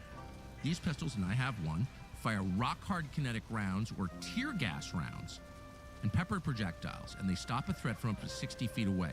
There are no background checks, there are no waiting periods. Byrna can ship it directly to your door. You can't be arrested for defending yourself with a Byrna pistol. Visit Byrna, BYRNA.com, or your local Sportsman's Warehouse to get yours today. Byrna.com. So that's never been released. It's never been released.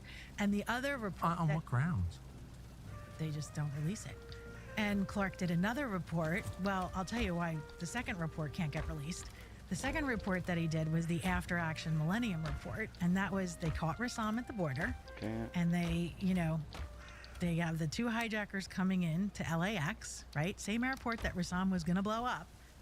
And Richard Clarke, terrorism czar, Clinton administration, draws up the Millennium After Action Report. That report is reportedly what Sandy Berger, former Clinton National Security Advisor, stole out of the National Archives, stuffed in his socks, permanently destroyed it. What would have been so important that Sandy Berger, who was, I guess, a fairly reputable former executive branch official, National Security Advisor, yeah, go to the National Archives and steal, like, I think 7 sets of the Millennium After Action Report? Like, what could have been in there that, like, he would have gone and done that? Meanwhile, it destroyed Sandy Berger's reputation. Did it though? Because he got community service. He did. No, you're absolutely right. I mean, like, we have other people that, like, leak to newspapers and they're in jail, right? I mean, so what do you think was in that? I think it was the operation to try to recruit the very hijackers that ultimately carried out 9/11. And I think that that's what they were covering up. And what's interesting to me is that Berger got, pinched during the Bush administration. It was actually during the commission, the 9/11 commission, and Berger said that he was going to look at the documents to refresh his memory. What's really interesting is that the Bush administration, who was highly political and, run by Karl Rove, the strategist, never really caused a ruckus about it. Like, they just sort of, like, looked past it and, like, let Sandy go do his community service. And to me, that meant that whatever he took must have protected both the Clinton administration and the Bush administration, because the silence and the absolute, vacuum of Karl Rove going after Sandy Berger during, a midterm election year kind of like, to me, speaks to what he must have taken and whose mess he was really cleaning up. So those are two documents that I think need to be released to the American public to shed some light on what could have been done to prevent the attacks. Richard Clark's look back 2 days after 9/11 that President Bush ordered, and the Millennium After Action Report. Then we've got all of the NSA files. Now, the NSA had been listening to the El Hada switchboard from like 96 on, so that's a wealth of information, not only about 9/11, about the embassy bombings in East Africa, about the USS Cole bombing.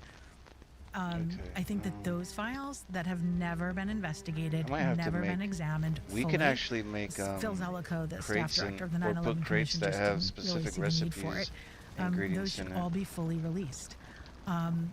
I think the Inspector General's report for the FBI failing to share just putting all information this should be loot away, fully but released to the public, no I'm a little redactions. lit. I think the CIA Inspector General report.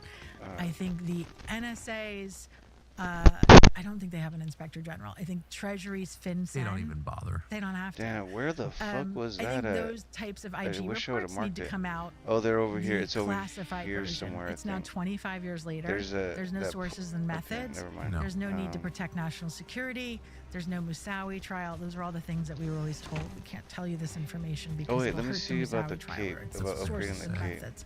Seen And that so- a lot. Yeah, it'll hurt the trial. Right, and I think that all of those things need to come out and be released. I think the 28 pages, the classified and unclassified versions without Okay, we redactions can need to come upgrade the out. cape. And I think the we need 9/11 bones. Commission source files need to be fully available to the American public, ideally released to some sort of like Doge-like staff who could digitize it and put in what? like some We're sort of missing one of these?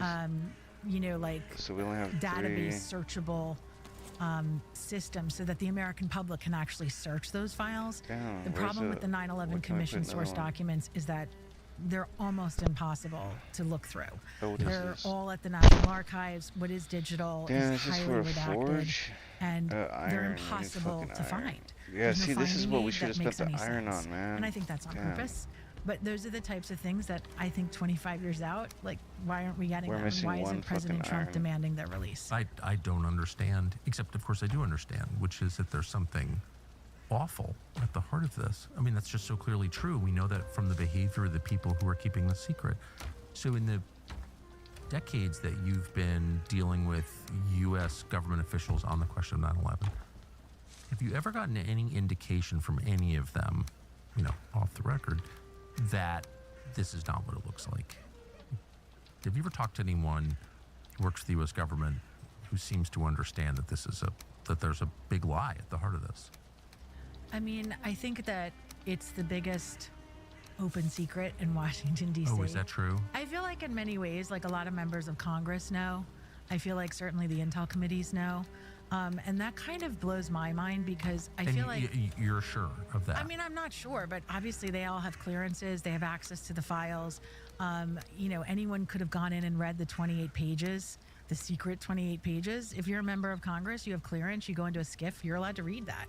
I don't know why every member of Congress didn't go and do that. Frankly, if I was a member of Congress, I would have went and recited them on the congressional floor for the American public to go hear. ahead and arrest me. Right. Yeah. Well, I mean, it's America first in my mind. Yes. And I don't think we should protect any foreign ally or nation. If you've had a role and you could have prevented the murder of 3,000 people, the American public needs to know that and needs to make their own determination as to whether or not So you are think an that's the ally. heart of this, is protecting a foreign country? Oh, I think it's we can protecting make a bait few now. foreign countries, probably.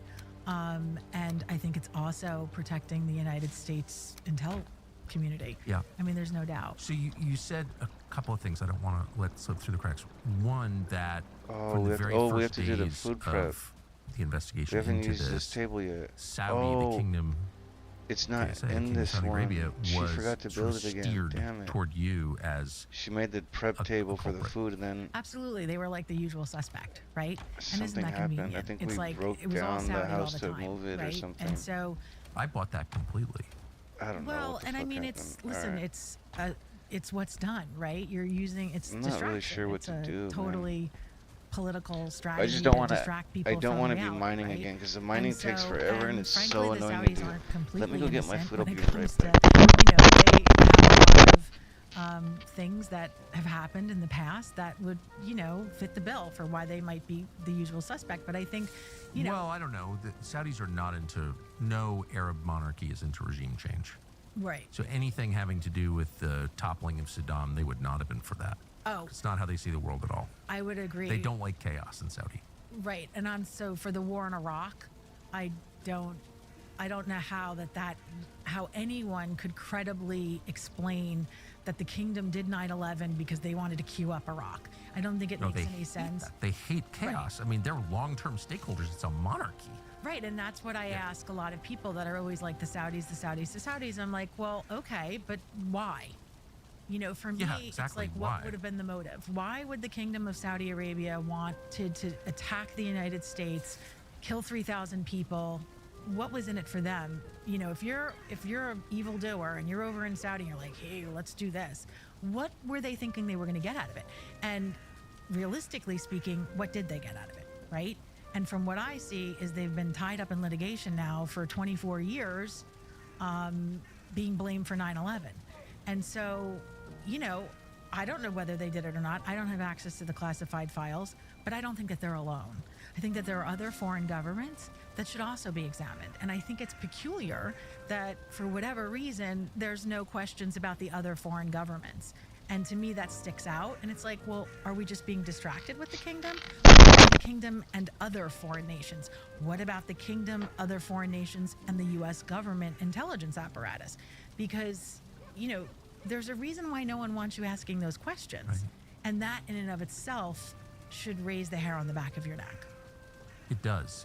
And I was slow to pick up any of this. I bought it completely until I was told by someone. It was a very knowledgeable person, works for the U.S. government. Like, it's not Saudi we're protecting. Whoa. That had never entered my tiny Someone brain. said that to you. Yeah, someone who would know. Seen the documents. Someone said. Yeah, we're not. And I don't know. I think of myself as above average in IQ, but apparently I'm not, because that had never entered my brain. I was like, really, what? And I think it is because Saudi, like every American, grows up with mixed feelings about Saudi.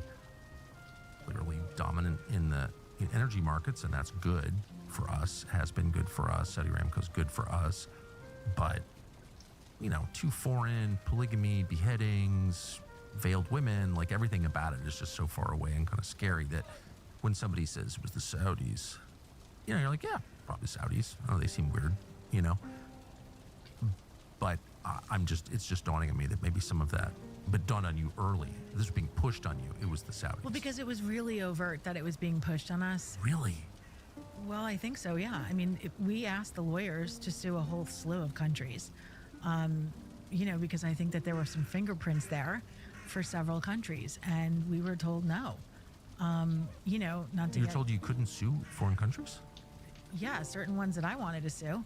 The reality is all of the financing for the hijackers flew through Dubai. I was like, why aren't we suing the Emirates?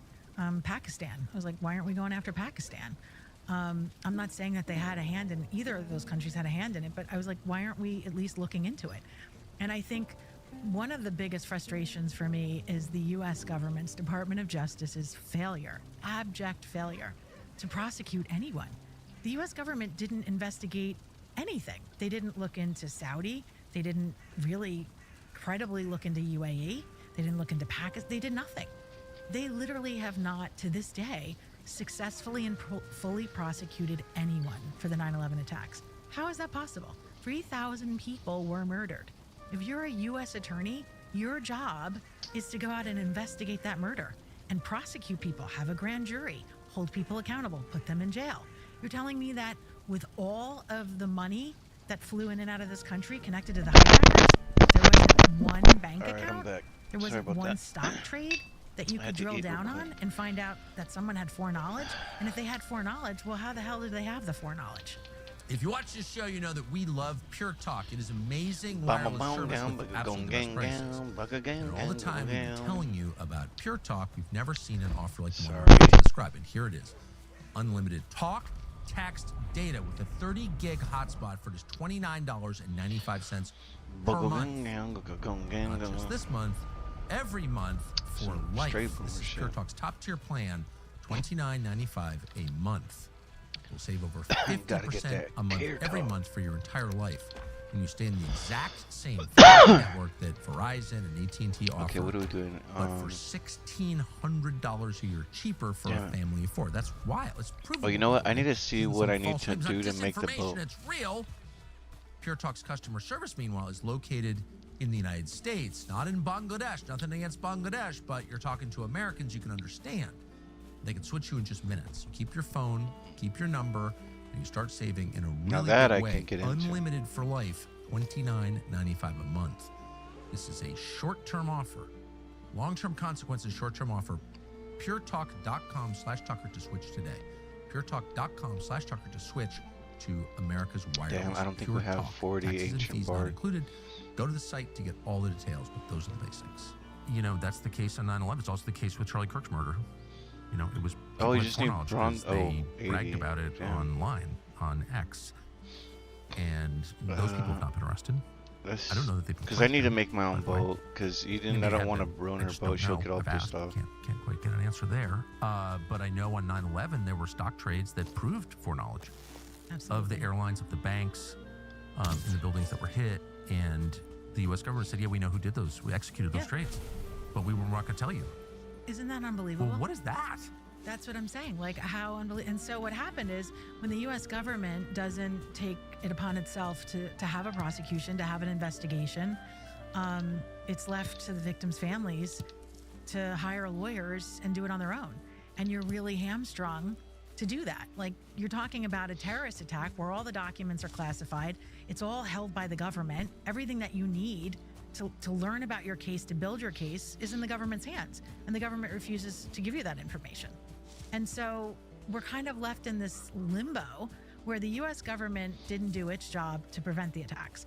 Then the Department of Justice after 9/11 didn't do its job to prosecute or hold anyone accountable and provide justice to the murdered victims' families. And so the murdered victims' families turned to the civil litigation process, which, if everyone remembers OJ, you know, it was what Nicole Simpson's family had to do. You know, it's kind of a shitty second. Like, it's really not helpful. And so that's what we were relegated to. And then those attorneys, not all of them, but many of them, were just unwilling. First of all, they were unwilling to sue the U.S. government. Like, and I asked, and I've got the emails to prove it.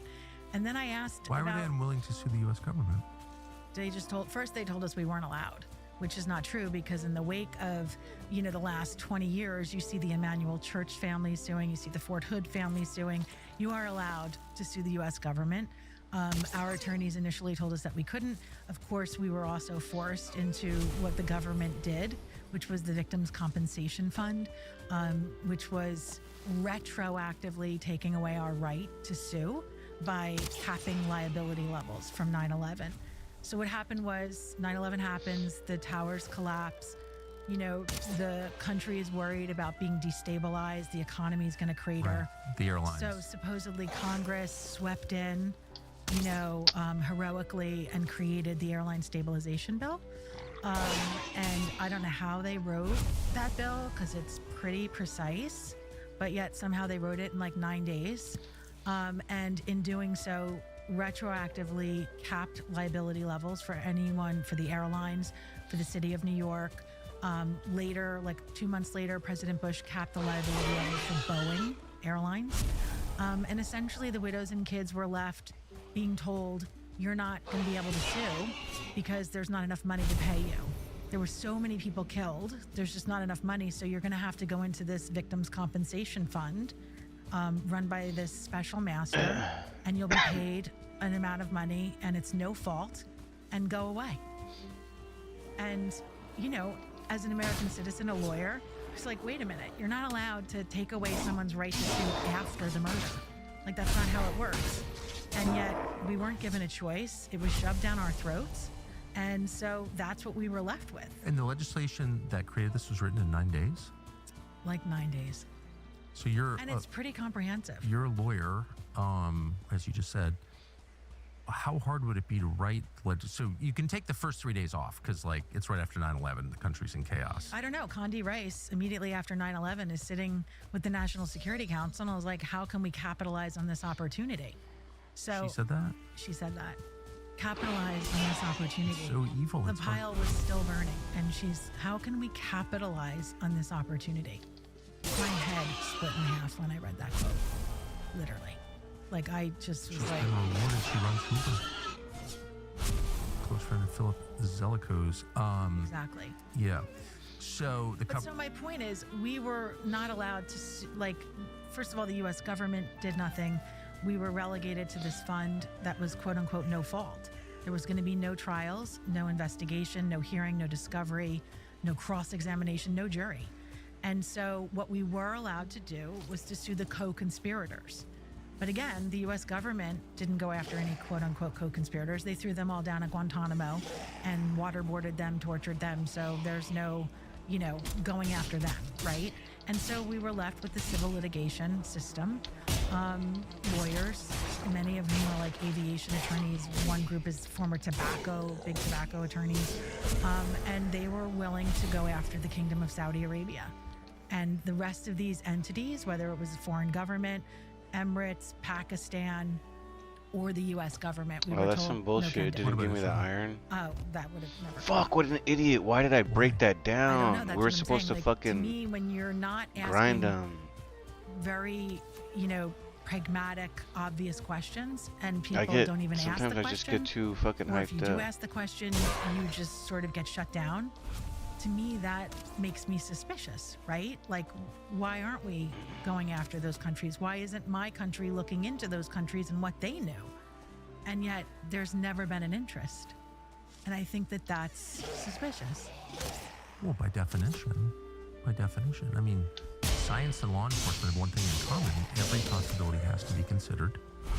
Maybe immediately discarded, but if you don't consider a possibility, then you're clearly not working to get the truth. Right. You're not doing your job. You're covering something up, not trying to illuminate it.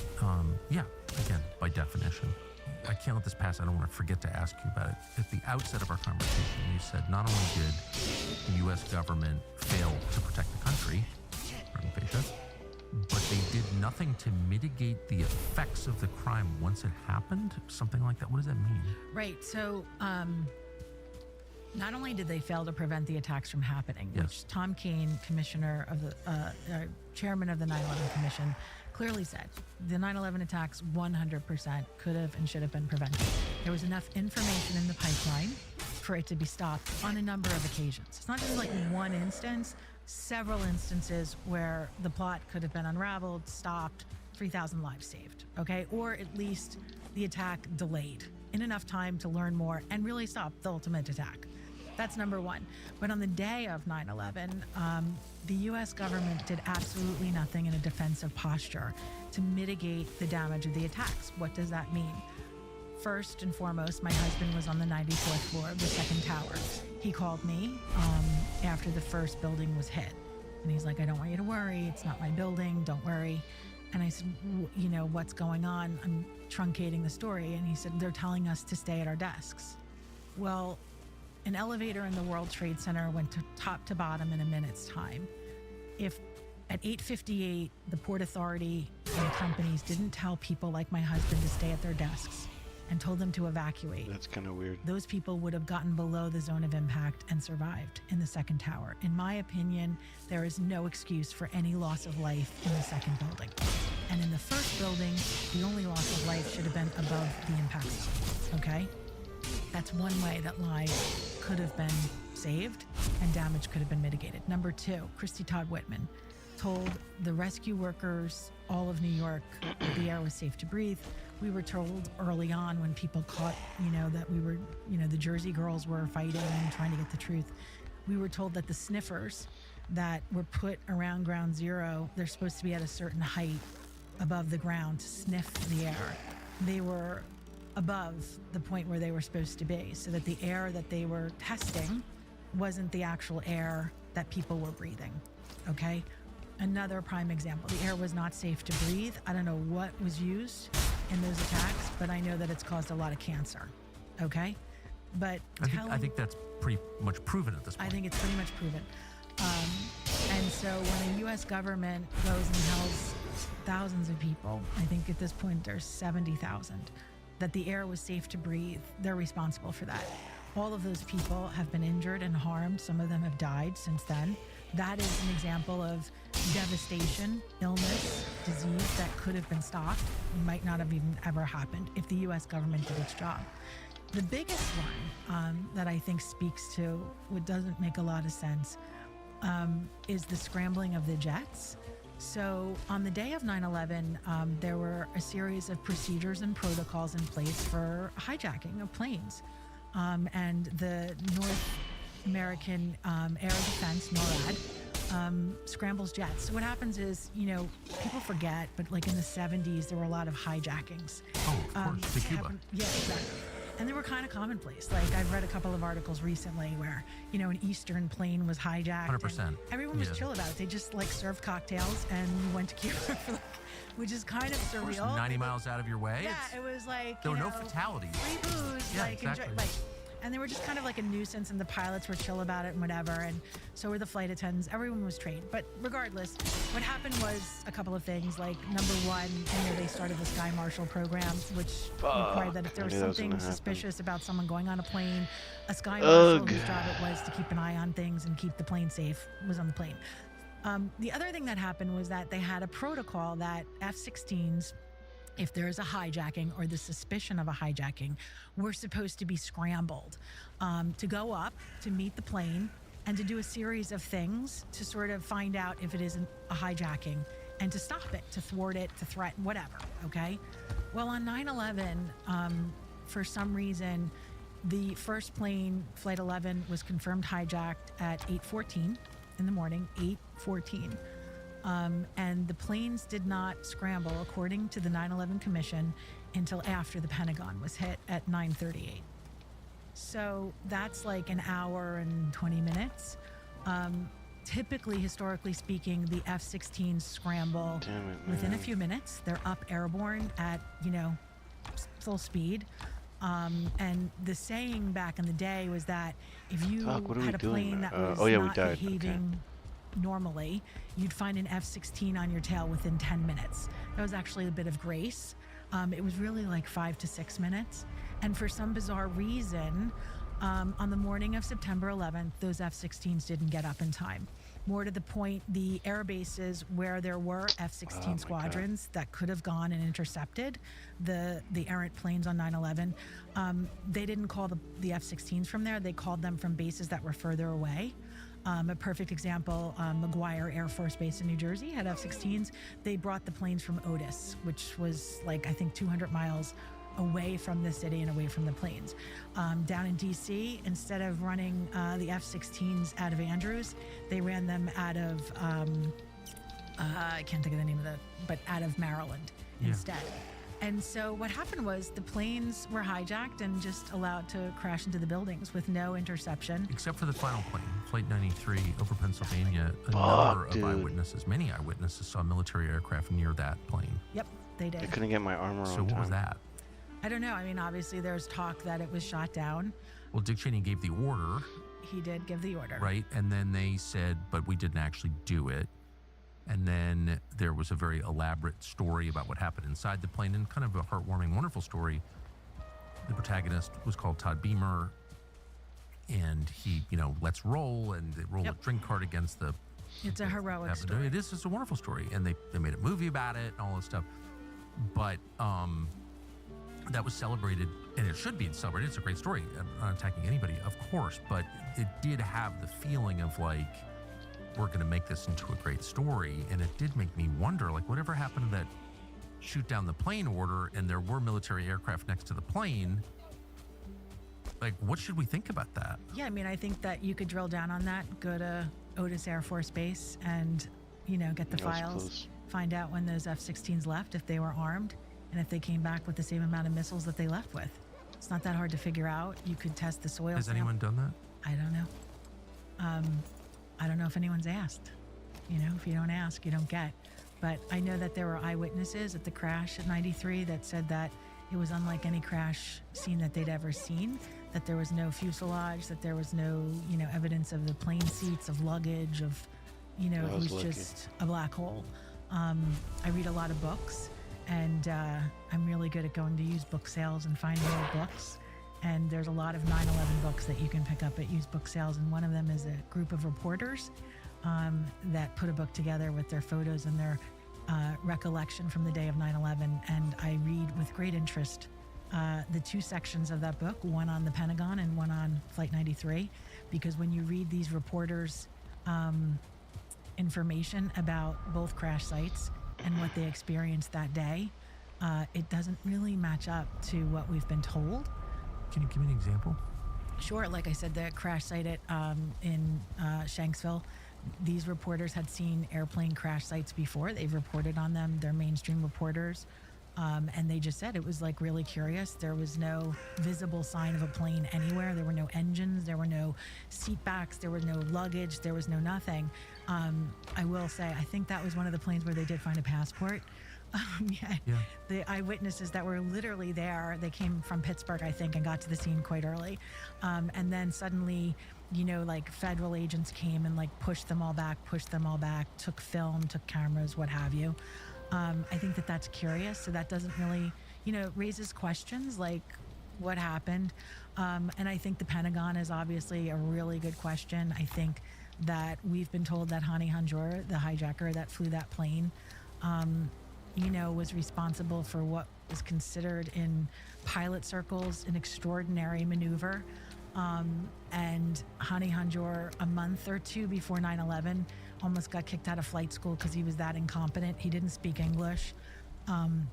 How someone like that would have been able to pull off that maneuver, putting aside the fact that the air defense that was on top of the Pentagon and at the White House also didn't lock on to the plane and shoot it down, or they weren't even, there's no evidence whatsoever that any of the missiles that were on top of the Pentagon defense, missiles that were designed to protect the Pentagon from anything, they didn't go off, and neither did the ones at the White House. So I think that that's kind of weird. I also think it's weird. We had a real long conversation with the commission about the lack of radar evidence of Flight 77 from the Kentucky-Ohio border all the way back. This is such a good recipe. I remember the call if you get lucky vividly, and you get a lot of boar, we were told that this is in really all good of recipe. History before and the time after, there has never been an anomaly in the radar. Wow. Just by way of background, the United States has several layers of radar. Let's see, everything from I'll show traffic you right radar now. all the way up, and yet this it's 12 or this 13 layers boar of radar jerky, coverage and was this anomaly the boar all broke jerky down here at one gives time. you two. Every Okay, single so for system one boar meat, completely just you'll get didn't two work beer jerkies. from the time that Flight 77 boar flew jerkies, from the and then Kentucky-Ohio and then border to the you Pentagon. get There's you no use the evidence of it honey, right? whatsoever. So the honey And so produces there's itself, no radar because if image you at find a all honey of hive, Flight which they're 77 not flying impossible for to the find, you Not find a honey from hive, the Ohio, you make Kentucky one of border, these which things, is it where, generates 4 the honey gas- every time. Yeah. So, to the Pentagon, like the DC aerospace you just was keep when they picked it collecting up them. again. You'll And I have think so what's much honey, interesting is that initially, and then Flight 77, 3 things happened to that plane at the Ohio-Kentucky border. and then you just mix it up with the and boar meat. Typically, You know what historically I mean? speaking, when those 3 things happen, it's always an airplane crash. And so the first thing that and then happened boom, was the you'll transponder, get the was 2 of the disengaged. things. So The it's like a second 2 thing for that 1 happened pretty was much, the primary because these are radar free. of that The plane, honeys are free. We have so much honey at this went point we away. could just throw Primary radar is when throw radar honey out. waves, But you hit never want an to do that. object in the sky. Let's If it's a actually, as a bird, matter if of it's a fact, plane, let's, what have you, and it because bounces back. I've noticed So that in if this it's one game, place over the Ohio, if I Kentucky harvest border, ahead of the time, transponder I'll have an disconnected and the abundance. skin But radar like, for Flight 77 if I disappeared, which just means it enjoy was the no longer abundance, I in the won't sky. I won't And then have. the third I'll have to thing that be is really, like really, later. I'll need more. You know. odd I've been is noticing that that. the Like I'm like, oh, I'm ELT missing so went much off, of other the things, and I'm pinger. just like, And that only ever usually goes off if there's a catastrophic emergency on the plane, right? It went off not at the Pentagon, but at the Kentucky-Ohio border. Right, with the transponder and the Okay, actual I need to put primary this shit skin on. radar disappearing off the scope. And so simultaneously to that, there are reports in the, police reports from the area that there was a plane crash. And in fact, in the There was a plane crash where? in the Ohio-Kentucky border, where all those three things happened. It was pinpointed, and there was a plane crash there, and the state police were rushing towards the crash. There were reports of that? Yeah, there are actually police reports that you can read. And then at the very same time in the Situation Room, it was also reported that Flight 77, or a plane that they thought was Flight 77, crashed at the Kentucky-Ohio border. And then subsequent to that, the commission came out and said, no, that was just false reporting. But that happens to be the last place it was seen on radar. Yeah. And then, of course, if you look at the FBI photos, there's a bunch of, theories out there, conspiracy theories or what have you. It doesn't look like a plane hit the Pentagon, right? Like, you look at it, looks like a punched hole. And, we need to mine some more. Fuck, I don't want to do that, but we need to mine we need to make a boat. There was no fuselage. The jet engines weren't on the outside of the Pentagon, and the footage shows Actually, we have some whatever bronze here. We might be able to sort of like leapfrogged and like crisscrossed. How much nails we which get? kind of So defies the 2, rules 4, of 6, 8. But Oh, we again, can make if it. you raise these questions, if you ask these questions, you're immediately shut down as a conspiracy theorist. But like, the facts are the facts. You can look at a photo. On top of it, the Pentagon, our home of our defense. There's no video footage of the plane except for a gas station video that has been partially released to the American public. How is that possible? Like, how is there no other footage of the plane flying into that building? It doesn't make any sense. So why, 24 years out, why don't we just get all that information? Why won't it just be released to the American public to sort of shut down these theories, to clarify what happened, and to give, the families an understanding of how the nation was not only attacked, but how our Department of Defense did nothing in its own defense while under attack. 10 deer hide. I don't understand how that happened, and there was no need to really ream some people out, right? Like, if you're the president and your Pentagon just got attacked, wouldn't you be like, where the fuck were you guys? Exactly. Like, what happened? Where were the air-to-surface missiles? You're literally the Pentagon. Yeah, you're the Pentagon. The Defense Department. But that's what I'm saying. How? And it's not like the Defense Department was hit first. It was hit, third. An hour and 20 minutes after the first confirmed hijack of Flight 11. How is that possible? And if it did happen, why didn't heads roll? Why wasn't our entire government petrified? Here we are for years fighting the Great Bear, Russia, and they're like, we've got NORAD and fighter jets, and we're worried about nukes coming in, and somehow some non-English speaking, incompetent Al-Qaeda operative who couldn't even fly a Cessna, let alone a jumbo jet, is able to pull off a fighter pilot maneuver and fly, 15 feet off the ground into the side of the Pentagon. But meanwhile, there's no radar track. There's no evidence of it. We're just told that that's what happened. And it's the Pentagon. I don't understand how we were attacked at our Department of Defense and President Bush wasn't outraged. But they didn't want any investigation. And keep in mind that the Joint Intelligence Committee that did investigate was only investigating intelligence community failures. That's the NSA, the FBI, and the CIA. They weren't investigating the failure of the Department of Defense to defend itself on the day of 9/11. Or the actual crime. I mean, just the mechanics of the crime itself as presented to us, the public, hard to understand. And I don't have any secret theory. I would just say it if I did. But they're telling us that these guys who are not pilots, who went to flaky flight schools in Florida or Arizona or wherever, and didn't do very well, as you noted. In fact, did so badly that they alerted local law enforcement, what is this? That's how bad they were. They stuck out. They were so grossly incompetent. Right? That the flight school were like, what is going on here? But they murder the pilots of these planes. This is a story. And maybe it's true, I have no idea, but it's hard to understand it. So they murder the pilots, and the plane's flying in the other direction. They're not American in at least one case. Okay, we need to English. I kind of want to do a suicide turn run, the planes around. I just don't want to lose all this gear that I have. I have some really good gear. To the side of the Pentagon, to the Twin Towers in Lower Manhattan. Was the idea that they programmed that into the computer, or how does that work? I don't know. I don't know how they even got the pilots out of their seats to take control of the plane. you know, I again, want to like, take a we're lot of flying it. wood So in with other me, words, a wood cockpit is a and small some place. rocks. Like the pilot and co-pilot are in their seats. They're flying the plane. The Because I plan to hijackers, make a according to the base official over story, there. burst into If the I'm smart, I'd cockpit. make a portal. They, you know, If I can make it to the New World and then put a portal down, decapitate, that would be fucking you know, awesome. Because then we can go That's back the and official forth. story. But I'd the have to official make a story is little that they were base decapitated. first. And so So then they had to lift those the bodies mission out is of to those get seats, not to get be macabre, far to another and meadow then jump down into those the seats and fly the plane. coast. But like, I don't know how that works. Like, I do know that at 30,000 feet, If we there could get aren't to another street meadow down the signs. coast, we So can when you get take over closer a to the plane position at 30,000 feet of interest somewhere that we're over trying the to United get States to. of America, I don't know how you know which way to turn. I don't know how you know where the Pentagon is. I mean, I know it looks like a Pentagon, but when you're 30,000 feet up, you know, and you're over Kentucky, like, how do you know which direction to go to find the Pentagon? Because according to the official story, the hijackers were not communicating with the ground.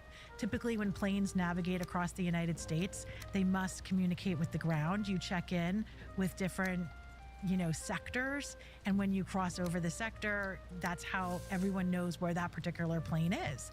That didn't happen on 9/11 when the hijackers took over, and somehow the planes were able to navigate exactly to the precise target. Coupling that with the fact that the hijackers were just grossly incompetent, they didn't speak English, and just sort of like the story itself, like, I don't understand. These hijackers were like little guys. How did they get the pilots and co-pilots out of the cockpit area, get in the seats, clean up all the mess from the violence, and then fly the plane? It doesn't make a lot of sense to me. Our understanding of what happened, again, comes from the 9/11 Commission telling us what happened, and comes from the cell phone calls that gave an awful lot of information about the hijackers. Damn it. And again, there's been a lot of, you know, talk about how that Oh was my God, this possible. portal's when right planes are, in. you know, I don't know flying why at she does 30,000 that. feet.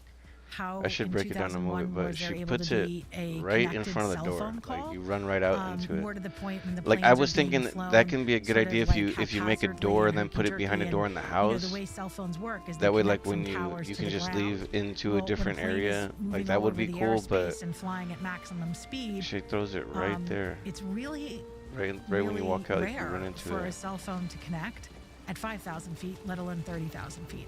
And so that raises questions. Our entire understanding of what took place on those planes literally comes from the cell So phone I'm putting calls. this We because asked the we're FBI gonna about need like tools to and we're we gonna need didn't shit really to get any build. clear answers. When we land in the next area, And we're to gonna this need day, to we build still don't a have many base clear ASAP, answers. and Well, you sometimes don't that can have clear become very answers about dangerous. pretty central questions. Exactly. These are not Because you're ancillary so far questions. This is out like the most that basic, if you like, how do die, do you're that? eventually gonna get sent I mean, all the way I back don't to your know. base. No, we don't know. Like, So my biggest questions, aside bringing from the cell building phones and what have you, and like how the utensils hijackers like the themselves wood and were the actually stone, able to, you know, it'll allow you to navigate try the to middle build a of hut, nowhere as to much the of a hut precise as you targets that they can, went to when they were so grossly with a incompetent bed and all not that. speaking to the ground. You know, as soon as My possible. biggest question is, where was our air defense? I know as a fact, because I read all the rules Oh my and God, procedures and this shit! protocols I back keep in the day. fucking on what's going inside there. Those F-16s should have been up within 5 minutes. They should have been flanking those planes, and they should have stopped those planes. And at the Damn it, bare I still minimum, have they shit should have on been me that I need to communicating take down to the off. ground, the F-16 pilots, to say, we can't get these guys to stop, you know, and put people on alert, right? But for some reason, 3 planes were allowed to be hijacked over the course of almost an hour and a half, and the United States of America did nothing to stop it. So putting Typical. aside all the failures to prevent the attacks for the 18 months, 2 years before 9/11, okay? You look at the day of, and we get back to your original question. How could the devastation have been mitigated? One simple way is that if the F-16s had done their job, had done what they were trained to do, which, by the way, there's also evidence that there was a drill, a military drill on the day of 9/11 about a plane being hijacked and flown into a building. Okay?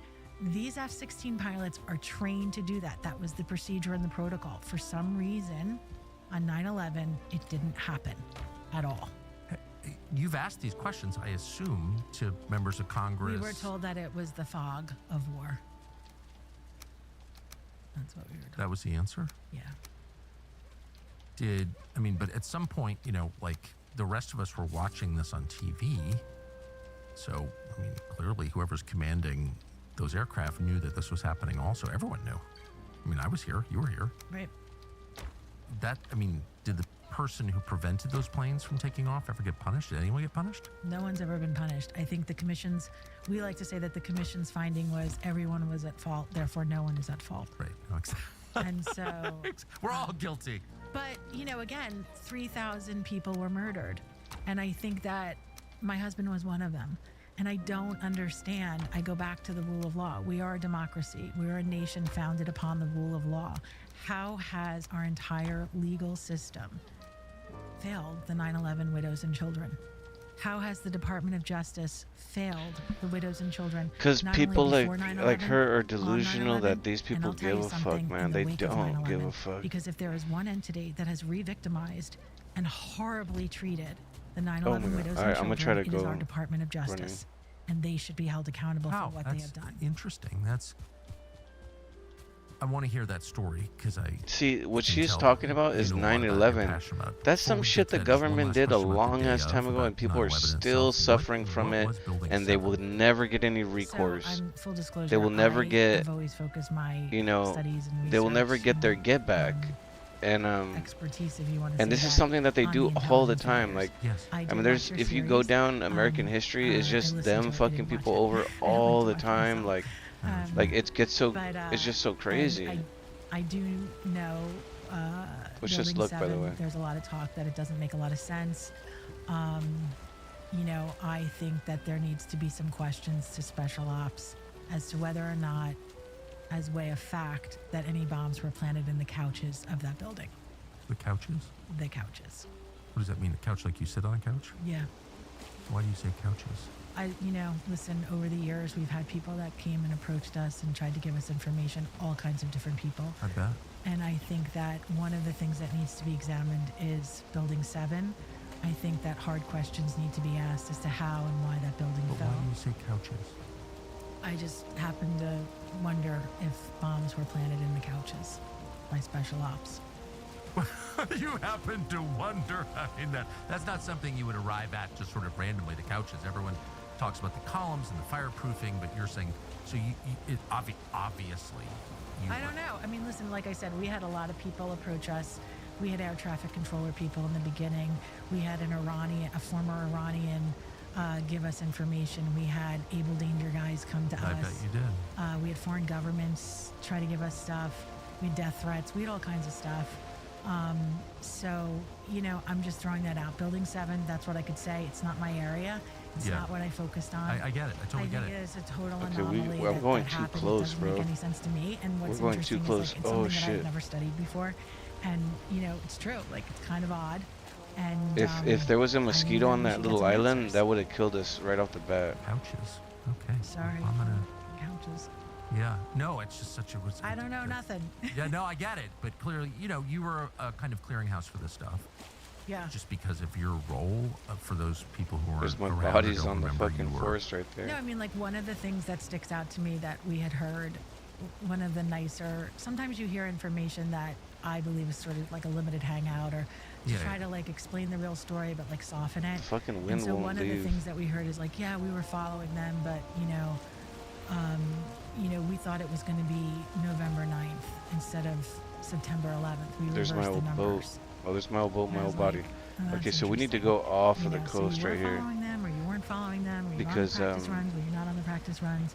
But that was one of the stories. That area right there, there's a mosquito camping they were getting followed. We were, we need to stay far away from that. 11/9, not 9/11. That doesn't really make a lot of sense because we had the NSA listening into the conversations between Bin Laden and the other operatives, and as everybody knows now, because Senator Hatch leaked some of the information that like tomorrow is 0 hour, the big wedding, it's 2 sticks and an upside down birthday cake. I think that there was plenty of information out there to let people know that it was actually 9/11.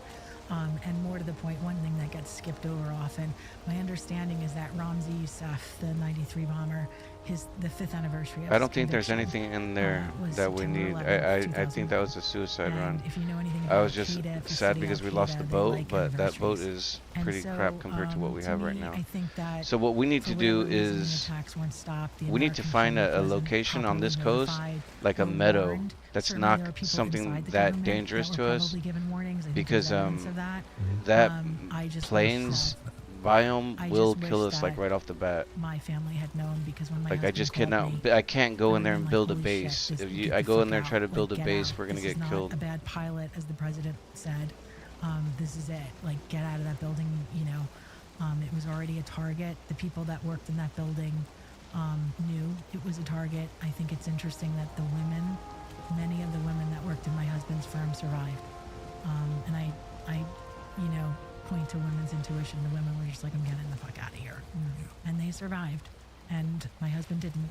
And I feel like if the public was made more aware over the summer that, you know, Director Tennant's hair was on fire and that we were in the crosshairs and that there was an impending attack because we had warnings from Germany, Russia, Israel, Jordan. Damn, we still have another spot. Communities, surveillance. So we've already been down this way. Many, many more lives. I'd almost like to set up a base in that forest, but I think there's more plains here. This is a small So I think it's swamp entirely that fair goes to out ask, here. since they weren't prevented. We're here. and This is since all plains again. There's a. been It looks like there's a covered up meadow here, but with maximum when I got aggression for there, 25 years, there was they're still being covered up. a mosquito that had been Systemic following cover-up is us. correct. So he Very ended up extensive fucking. cover-up. He ended up killing us. I mean, that's not a guess. So that's just big. a fact. I think the cover up is so big that like you couldn't even hold accountable the people that have covered it up. And honestly, the other limited hangout answer to that would be like, well, we were told that we couldn't tell you the truth because it was a matter of national security. Always. And isn't that convenient? Well, sure, but I mean, this was the greatest violation of national security in my lifetime, so it doesn't really make sense as an argument. But because Greatest all of failure that, yeah, of national exactly. security, like the Department of Defense, an hour and a half later, Oh gets fuck, attacked this is not good. and no heads roll. Does that make any sense to you? No. So I think it's totally fair to ask who benefited from it at that point. I think it's totally fair. In fact, I think it's mandatory to ask that question. And there should be prosecutions. 100%. How would you're a lawyer, how would you structure the response now? Yeah, I mean, I love that you want the commission. I think that I don't know if that's the right answer. I just want people, I want to know the truth. Yeah, and I think that that's a truth commission is a great idea. I think that I would like it tweaked a little bit. I'd like a special prosecutor. It's in front of me. With a full-time again, we don't need these panel, bodies. We're grand not here for jury, the bodies. We're ready here to for issue the indictments. land. I'd We need to like, push the offer of forward immunity because to anyone, the boss is in immunity it and anonymity ahead of us. for anyone who comes forward with information. I've been kind of getting bugged out because when I play with Eden, she doesn't want to leave that area. She's like getting stuck in the area. But like this game, it's about moving. Like you have to move in order to get to the, who wouldn't want that? the bosses. I mean, I think if Donald Trump announced what you just Okay, said so tomorrow, look, so that's the Brit. just imagine We're in the scene Black on Forest X, right here now. on social media. Like We can pretty much who would be survive. opposed to Well, that? not like this. Like I know exactly. We who it can't is. fully I know survive exactly which that commentators forest because there's would bears have a and shit. fit Right. If he did that, and so what does that tell you? But then explain to That's me our how, old body. It looks like, President oh wow, Trump look, put they just together attacked our a boat. Joint terrorism task force for the October 7th. Oh my God, there's another He put mine. together, Pam Oh my, Bondi led there's it, another. a task force to find Shit, everyone bro. who was responsible This for is not October gonna be 7th. easy. And yet he ran on America First, and I was like, wait, I'm sorry, could we get a 9/11 task force? It's going to be the 25th year. This is For the kind of an 25th year, issue. could It you looks like appoint a 9/11 there's task plains force? We have again, Doge. How about Doge then Doc, Black right? Forest How and about the plains. Department Like of Government Accountability? And why don't you put that together and have the Doge guys get the access to the information, Okay, slow down. throw it into AI, whatever they do, and figure out who's responsible and what really happened. You know exactly what would happen. What? Yeah. Okay. So, I mean, there'd be a lot of. okay, people we need have to answer really go hard into this questions. forest right here. I'm sorry. Exactly. And I don't. But I think that the American public is owed that Are you at this kidding? point. Yes. And 3,000 people were massacred, and the families are owed the truth. I'm not and the sure. families are owed, Yeah, see, that's plains right proper there. compensation for our losses. Fuck, dude. We have The not plains. been This properly place is taken just like care of. all We were plains. railroaded How's into- that? Okay. Like so there's now I like wanna no get more AJ. meadows. Thank you for indulging all my many questions. I still want to ask you off camera about the couches. What the hell does that mean? Sorry, I'm not going to push I you. don't know. Yeah. Well, it means something clearly. Okay. You've had problems with the DOJ. Our DOJ. I want to just say this. Anyone who knows anything about the couches in Building 7 and the planning of explosives should get immediate immunity and anonymity if they come forward with the information. Of course. of course, this is all And if there pretty is no one, straightforward then no stuff. one gets immunity. Not a problem. Right. What I never understood, like, what's the problem with finding out what the truth is about anything? I don't understand. And there is a certain persistent chorus of the same people, hysterical people, telling you that you're not allowed to ask this or talk about that. And it's like, why are you saying that? I mean, I understand. I'm not for, hounding people, attacking them. I don't think you should slander people. These are the slanderers, by the way, who are insistent, by the way, that you not ask questions. But whatever, I get it. Don't be impolite. Don't make a scene for no reason. But But in this case, 3,000 people dead. It's totally fair. And that's what I was just What the hell? Say. The truth is really important everywhere, all the time. But when 3,000 people are murdered, we're owed an investigation. We're owed. Oh, you radical. No, right? I mean, we're owed. Where is the justice system? Oh, I agree. And it's unbelievable the stories that I could tell you about how we've been treated by our own Department of Justice. Okay. Would, Then I want you to tell me those stories. And let's take a quick break right now, midway. So we're back. We took a quick break. I should say it's the last day of October, and we're in a northern climate, and it's freezing, so I went and put my highly unattractive vest on. That explains the costume change. Anyway, you were on the cusp of explaining what you described as mistreatment by the Department of Justice and related agencies and law firms. Can I just give you the two-sentence understanding that I have? So the United States has set aside a huge amount of taxpayer money to compensate the victims of terror, all terror attacks, 9/11 being, of course, the biggest and most famous of all terror attacks in American history. So I'm a little surprised, and I think that's true, correct? There's a big pile of money, taxpayer money. Right. But you said the victims of 9/11, the spouses, surviving children, have been undercompensated. Like, I'll let you go from there. Right. So in 2015, certain members of Congress put together some legislation and created a fund run by the Department of Justice. And the fund was supposed to be funded through terrorist sanctions, predominantly from those who do business with Iran, let's say. Bank Paribas was the first deposit that went into the fund. That's a whole nother story in itself. It's kind of interesting. But suffice it to say, out of a $9 billion fine with Bank Paribas, I think $1.8 billion went to the victims. And the residual money went to the state of New York to build a bridge that ultimately got named after the governor's father. Actually? Actually. I don't know what the Tappan Zee Bridge had to do with terrorism, but I think Was it ever bombed by Iran? I don't think so, but I do like to make the joke. My daughter went to college in upstate New York, and when I would go over the bridge and pay the toll, I'd be joking that it should be going to the 9/11 widows and children, since the money that went towards the bridge reconstruction came from the Paribas money, as I understand it from reporting, instead of going to victims of terrorism. How can that be? Well, the Department of Justice runs a lot of their sanctions programs. It's sort of like a slush fund. Shit. But at any rate, What this is fund was that? created. Bank Paribas put Bro, together, give me a I think, break, bro. We're about to 1.9 die. billion of the first deposit into that This was fund. breaking my boat.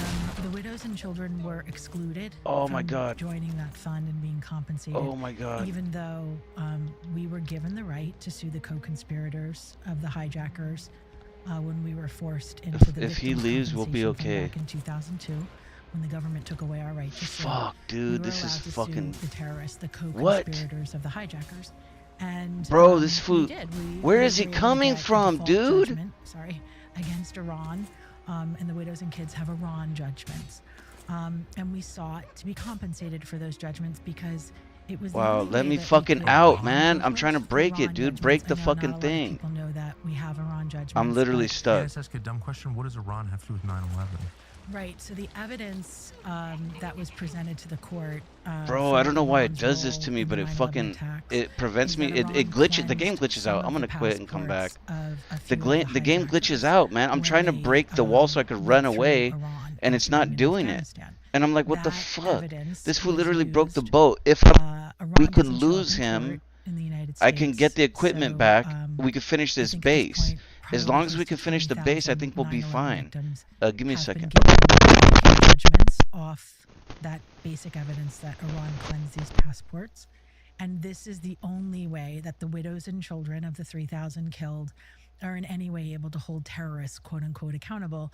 We are supposed to be able to get compensated for our Iran judgments in this government fund, okay? A Department of Justice fund. But just big picture, not to be ornery about it, but like everything we've talked about for the last hour, which is about the event itself and how it happened and what we don't know and who might have benefited from it and who might have paid for it and facilitated it. Iran didn't make an appearance in that conversation, and I've never heard anybody make a case that Iran was actually behind 9/11 in a meaningful way. I would agree with that, but nevertheless, Iran doesn't show up in court, and you can get a default judgment, and that's It just seems like a lot of tragedies in this country are blamed on Iran. I'm not working for Iran. I'm not that sympathetic to Iran. I'm not Iranian. But I just noticed this, that Trump gets shot in Butler, it was Iran. Right, it's always Iran, and it does feel like a convenient narrative. Well, yes. Yeah. Yes. Okay, just want to say that. Listen, pragmatically speaking, when you're a widow and it's the only judgment you can get. I get it. But that's not a decision you made anyway, right? I mean, you didn't decide to go after Iran. No, not at all. I wanted to go after the U.S. government and their failures because I didn't look to Iran or Saudi Arabia or any other foreign government to protect my husband and my family on the morning of September 11th. Good point. I looked to the United States government because I'm an American citizen and the attacks happened here. So at any rate, we were able to get these Iran judgments, I think at this point, like 20,000 people. That's including the decedents' families, the widows and the kids, and the decedents' siblings, parents, and then all of the inhalation injury people at Ground Zero who breathed the bad air. They're also holding Iran accountable. That ultimately will be about 70,000 people seeking to be compensated in this government fund. Well, the problem with the government fund is that compensating 9/11 victims gets in the way of the other victims that want to be compensated. And so back in 2008, and then a little bit before that in some other legislation, things were rewritten for American military to be able to sue the enemy. So you have victims from the embassy bombings in the late 80s. You have Iran hostages that aren't allowed to have judgments because a part of the Alger Accords was that they weren't allowed to sue Iran, but they're given just a flat number that they're allowed to be paid in this government fund. They're a victim of state-sponsored terrorism, the Iran hostages. The embassy bombing in Beirut victims, and then the Khobar Tower victims. That was a bombing in Saudi Arabia. And then you have the USS Cole families, also victims of state-sponsored terrorism, and the East African embassy bombing families. These are all military or foreign service families that, because the law was rewritten, they are allowed to get judgments against Iran for Iran's participation in those attacks. And so those victims have really powerful lawyers. They were the ones that reportedly created this government fund that's run by the Department of Justice. Oh, this is scary right And now. they came up with the idea that we're going to fund the fund from terrorist sanctions. And what does that mean? Well, that means that when the U.S. government gets information that a company, a ship, a tanker is doing business and buying Iranian oil, that tanker or that company gets sanctioned. The Department of Justice goes after those entities and they fine them.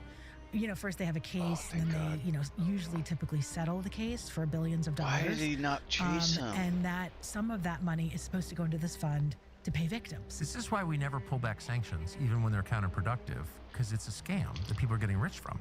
Well, right. But so it was designed. Sorry, I had to say that. Well, so up front, it's being sold as a fund to pay victims. Turns out many of the military families had attorneys who encouraged the families to sell their judgments to third-party investors, hedge funds.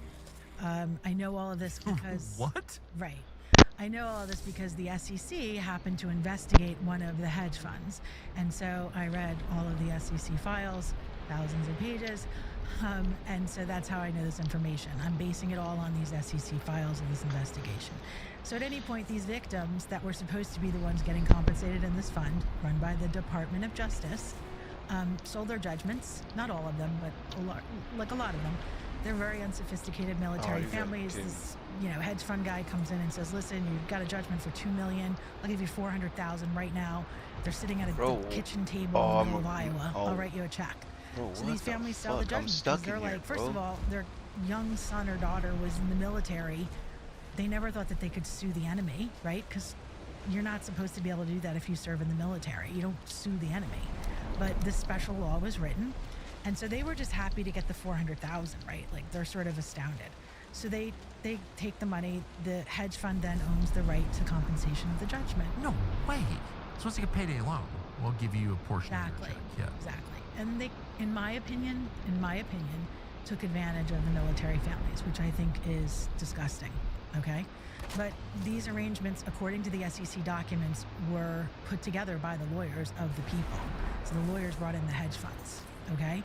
And so the same lawyers reportedly, from what I can understand, in my opinion, I'm being very careful, created this fund to be run by the Department of Justice, who, treats their, fines and sanctions and prosecutions sort of like as a slush fund. The Department of Justice wields power when they send money to local districts, to police departments, to buy vests, what have you. They wield a lot of power that way. It's frankly how the money ended up, at the Tappan Zee Bridge, cutting deals with, the governor at the time. Okay. Nevertheless, these hedge funds buy the rights to the compensation, and they're actually the ones in this fund getting paid.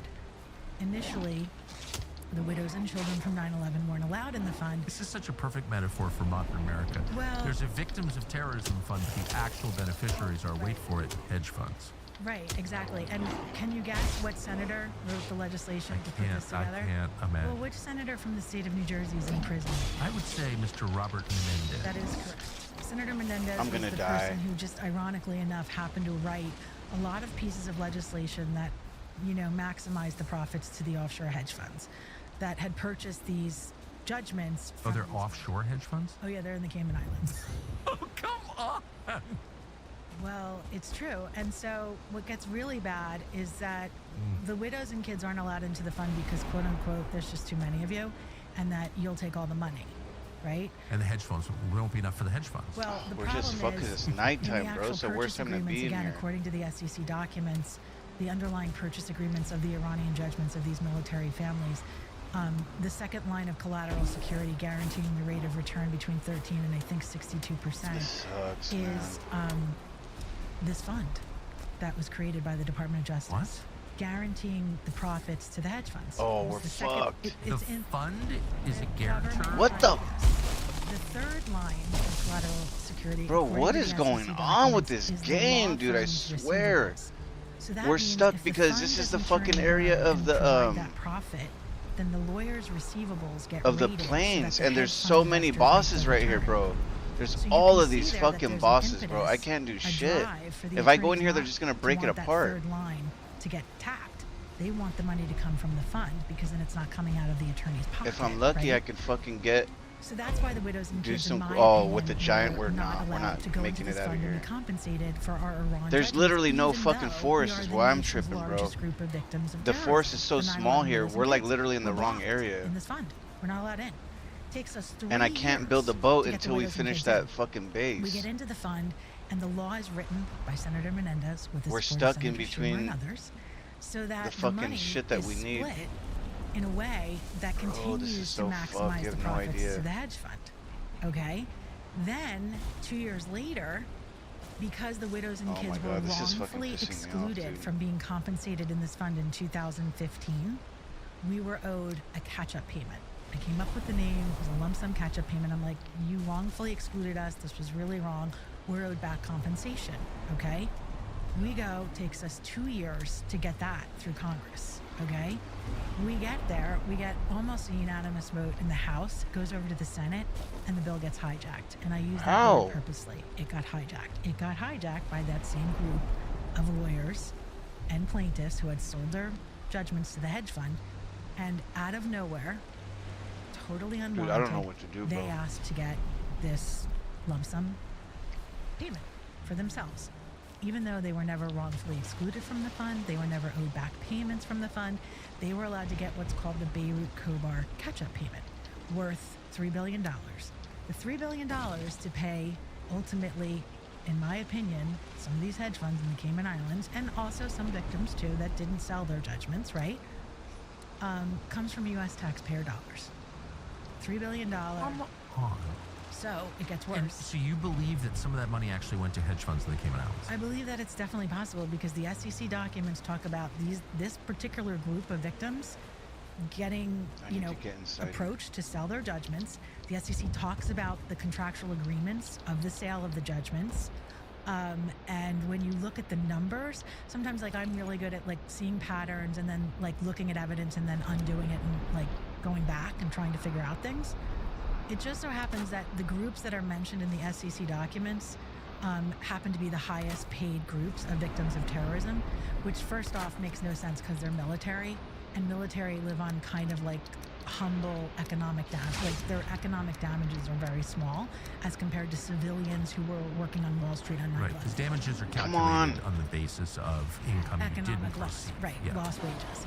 And so, oddly enough, these military, as compared to the 9/11 civilian widows and children killed on U.S. shores, okay, not serving overseas, not in hostile territory, civilians killed in America at work, innocent civilians, have received less compensation in this fund than these groups who just happen to also have this exposure to these third-party investors and hedge funds, okay? So the legislation gets fucking motherfucker, bro. That little this fucking game, dude. That's totally unwarranted. Came out of nowhere. Was not justified. Oh my Senator God, Menendez man. Wrote the It's really legislation, fucking wrote a stupid, this loophole in the game. legislation saying that, quote, It's really successors fucking and stupid. interests They make that thereof shit can be incredible, compensated like for this money from impossible. the US They make it so impossible to get fucking any better, man.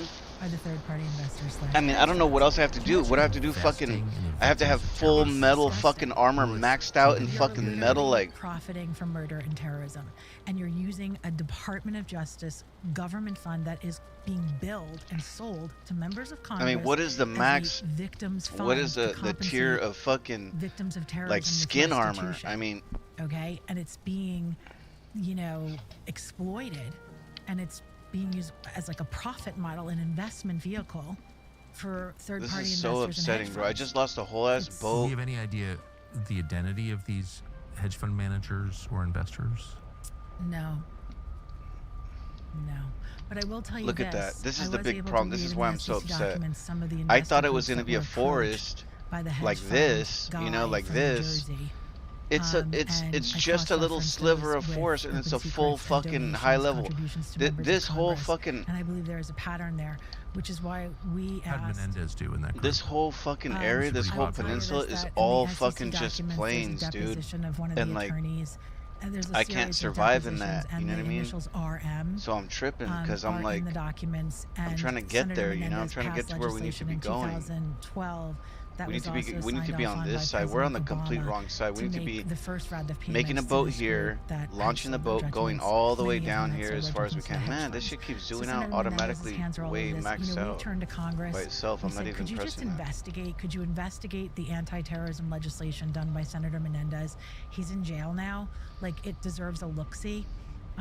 No one would do it. This fund that's had $9 billion, approximately $9 billion Damn, flown dude, that shit through costs. It doesn't. It's not easy to make those boats, man. I should have just made a shit boat. We've asked repeatedly, I very think that's what I'm loudly, gonna do. for I'm gonna make hearings. a shit We've boat and begged just for keep hearings. going. We can't get hearings on this. With all of this information, we met with the chief of the money laundering asset recovery section at the Department of Justice, the person who's in charge. I'd like to set that base up, bro, but it's just. And we're having this meeting, and we're if I can go further, if we can go a little further, and I can find something, we can it's a United States victims come back and get all that shit, because there's some good equipment right there, and I'm starting to get upset. Like, supposed to be treated equally. Is there a reason why 9/11 widows and children, this nation's largest group of victims at the least, I want the boat back. Are receiving anywhere from like the equipment from the boat that's 6 there. to 66 times less percentage value for our judgments? Is there a reason for that?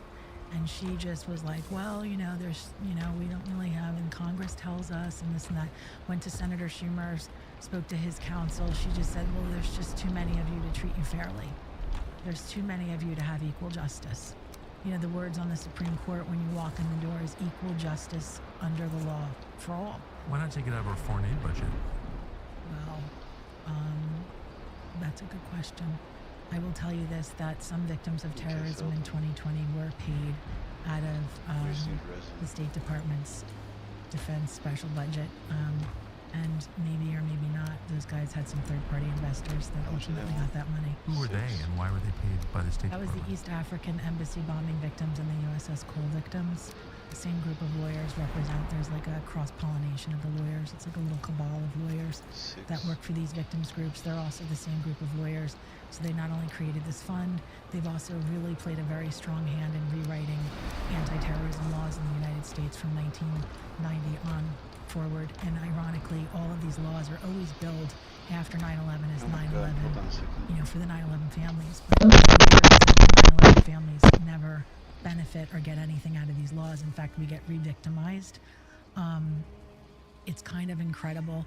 Wait, so let me just say this. Yes. So we met with DOJ, and we really thought maybe, this chief person of this department doesn't know about these hedge funds. Like, we need to alert her, right? Like, we need to tell her. And she just got really funny at the end of the meeting. We were like, we wanted to talk to you about the hedge funds because the statute says that you need to be a natural person to be compensated in the fund. And even though Senator Menendez passed legislation that allows successors and interest thereof to get compensated, we think it's kind of unseemly, and we're not being treated fairly, and we shouldn't be penalized because there's so many of us.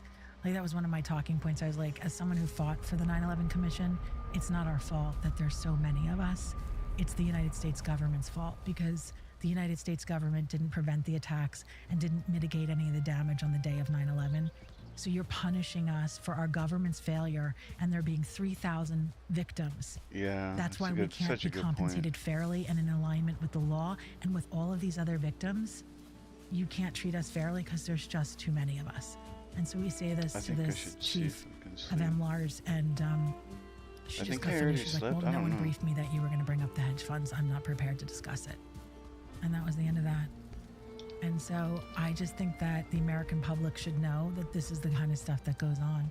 And I'd really like to know why I should seriously take a portal one over of the there. laws that's currently they're trying to get passed right now is that's backed so by tough, the ADL. though. It was written by the ADL. I mean, if I get in there, it won't make. We don't want it right there. We need to. That's what I need to. I need to. How do you say? Involving itself in anti-terrorism laws. I want to know why October 7th victims are in my Congress, lobbying Congress and writing legislation that harms the rights of 9/11 widows and children. I'm not asking. What does that mean? How does that? I don't know why they're writing legislation in the first place, but since That's what I'm saying. how does it harm? Hamas did the October 7th attacks. These individuals don't even have Iran judgments, and they're writing legislation to change this fund, this government fund that's supposed to be for American victims of terrorism. And that's fine. Okay, but why are you in my Congress? And foreigners will get some of this money now? Yeah, I mean, they're dual citizens, and they're trying to expand the law so that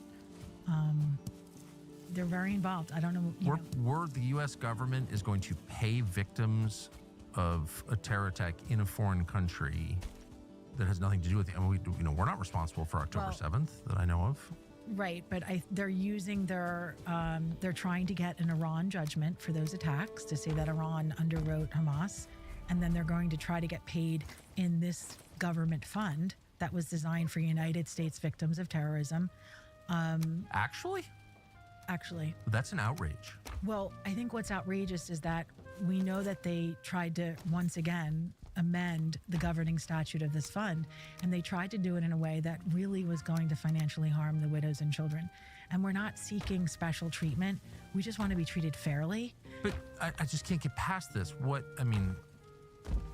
October 7th bad, as I've said many times. Clearly, but you know what? Israel already took care of them. But Israel also, what does that have to do with us? has a very well-developed system for victims of terrorism, and they've been taken care of in Israel. And my question is, why aren't they going to their own Congress?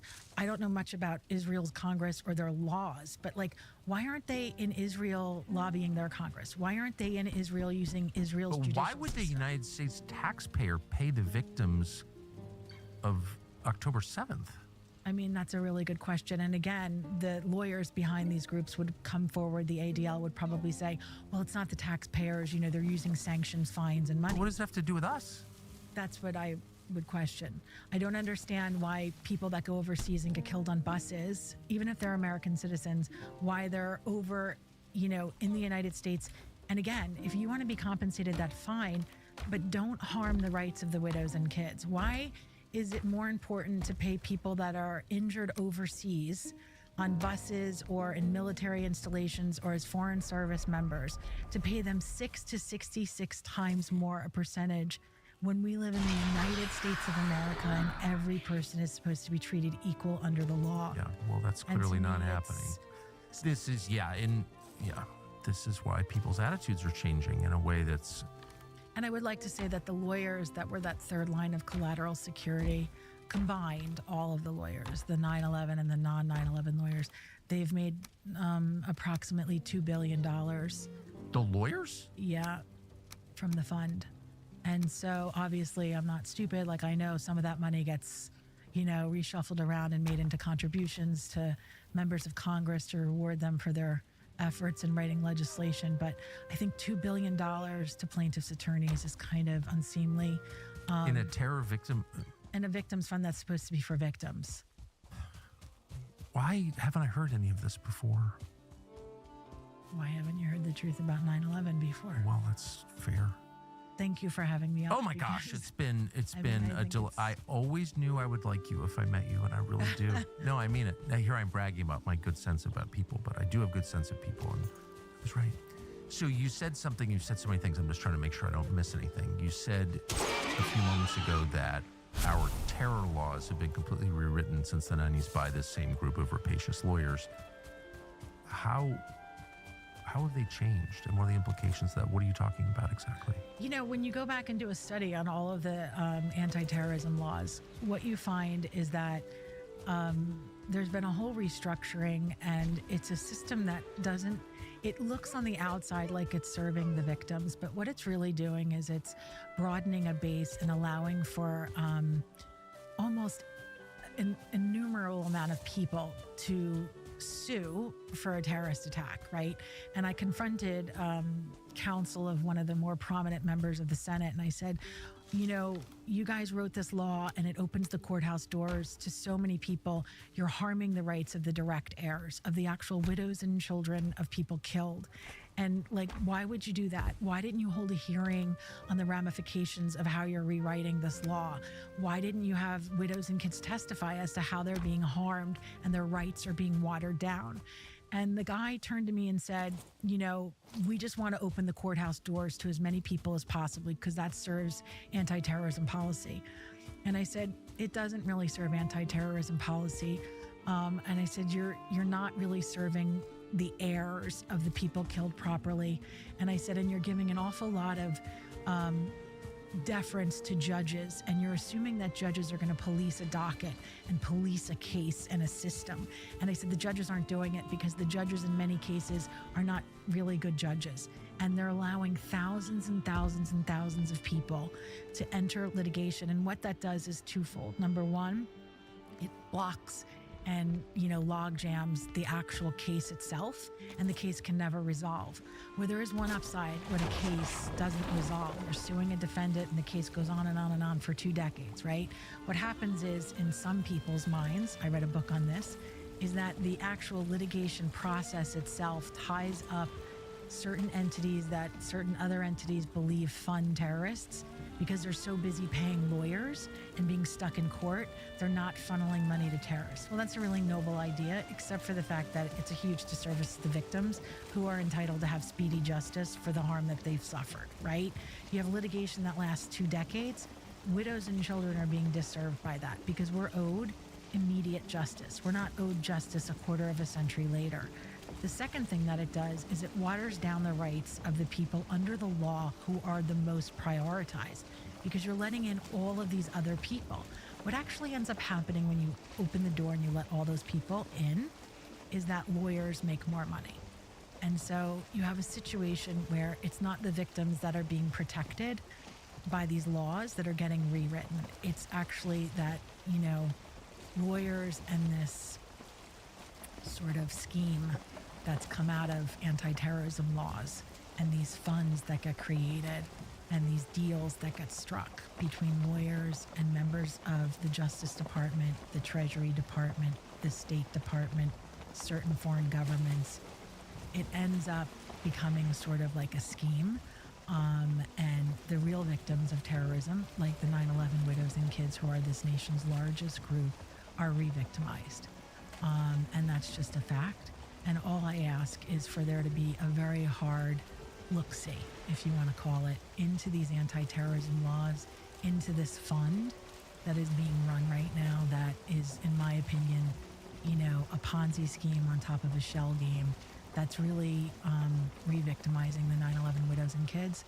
Honestly, if I could send one message to President Trump, I would beg him to give closure and peace to the thousands of widows and kids. We've waited 24 years to have a modicum of justice.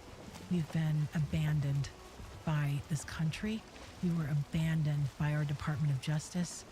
Our husbands' lives have been exploited, used to go to war in Iraq based on lies, used to roll in privacy rights to expand the Patriot Act, all of it.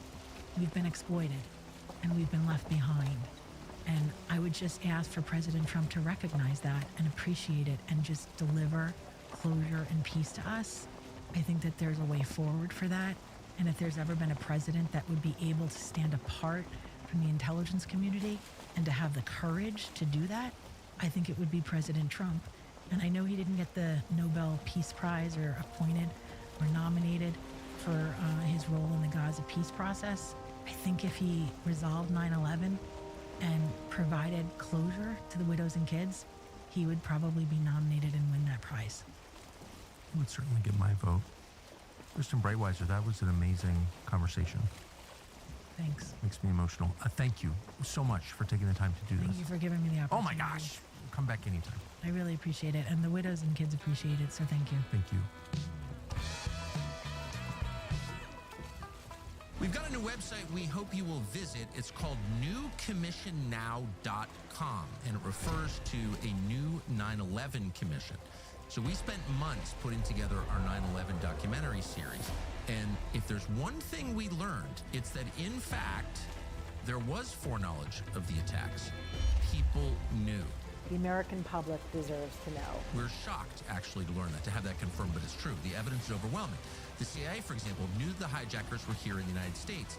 They knew they were planning an act of terror. In his passport is a visa to go to the United States of America. A foreign national was caught celebrating as the World Trade Center fell and later said he was in New York, quote, to document the event. How did he know there would be an event to document in the first place? Because he had foreknowledge.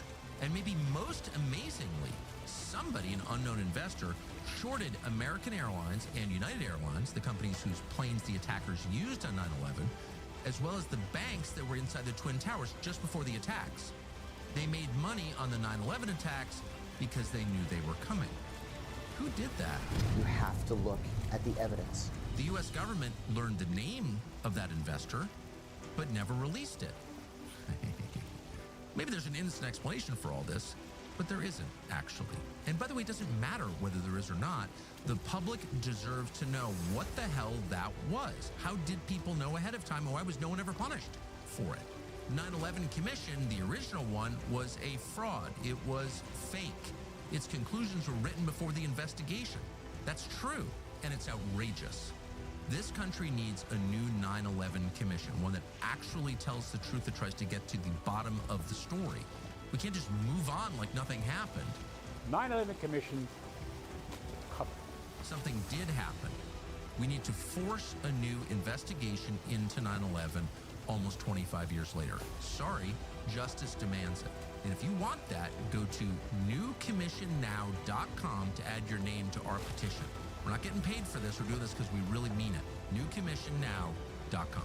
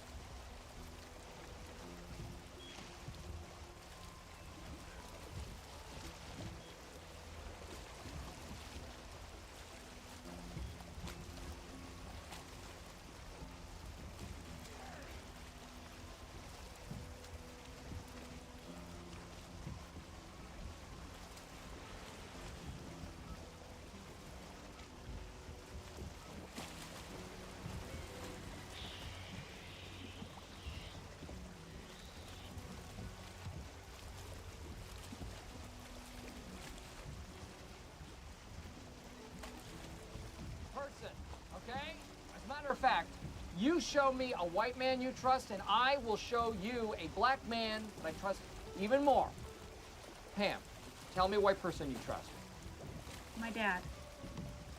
Danny Glover. Why are all these people here?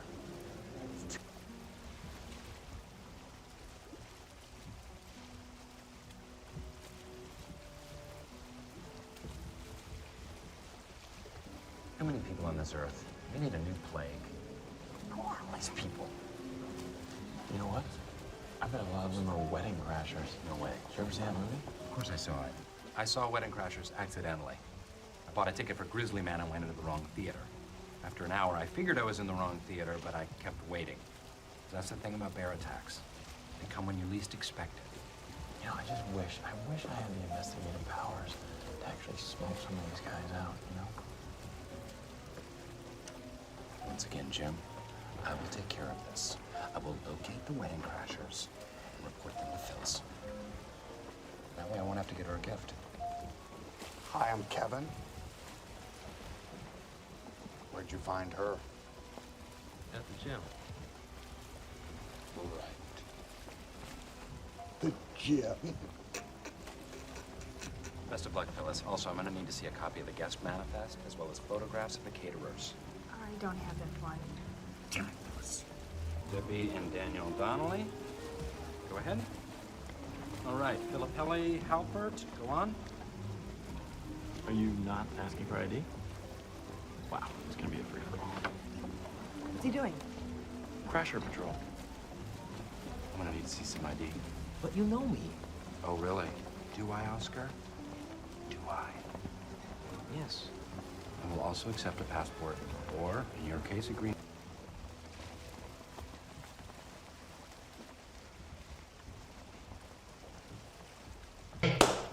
All the Call Nick people, shut up for a day. He's here in the flesh. Nick, how you doing, man? I'm good. How you doing, man? Doing great. It's a nice day. We're in Miami. Just got some food. And yeah, we have a lot of memes. I told my Discord, everybody, you can join the Discord link in the description. Last one got banned for hate speech and stuff like that. But we have the Discord prepared. Everybody made sure to welcome you properly. We're gonna have a lot of stuff to look into. But Nick, how you been?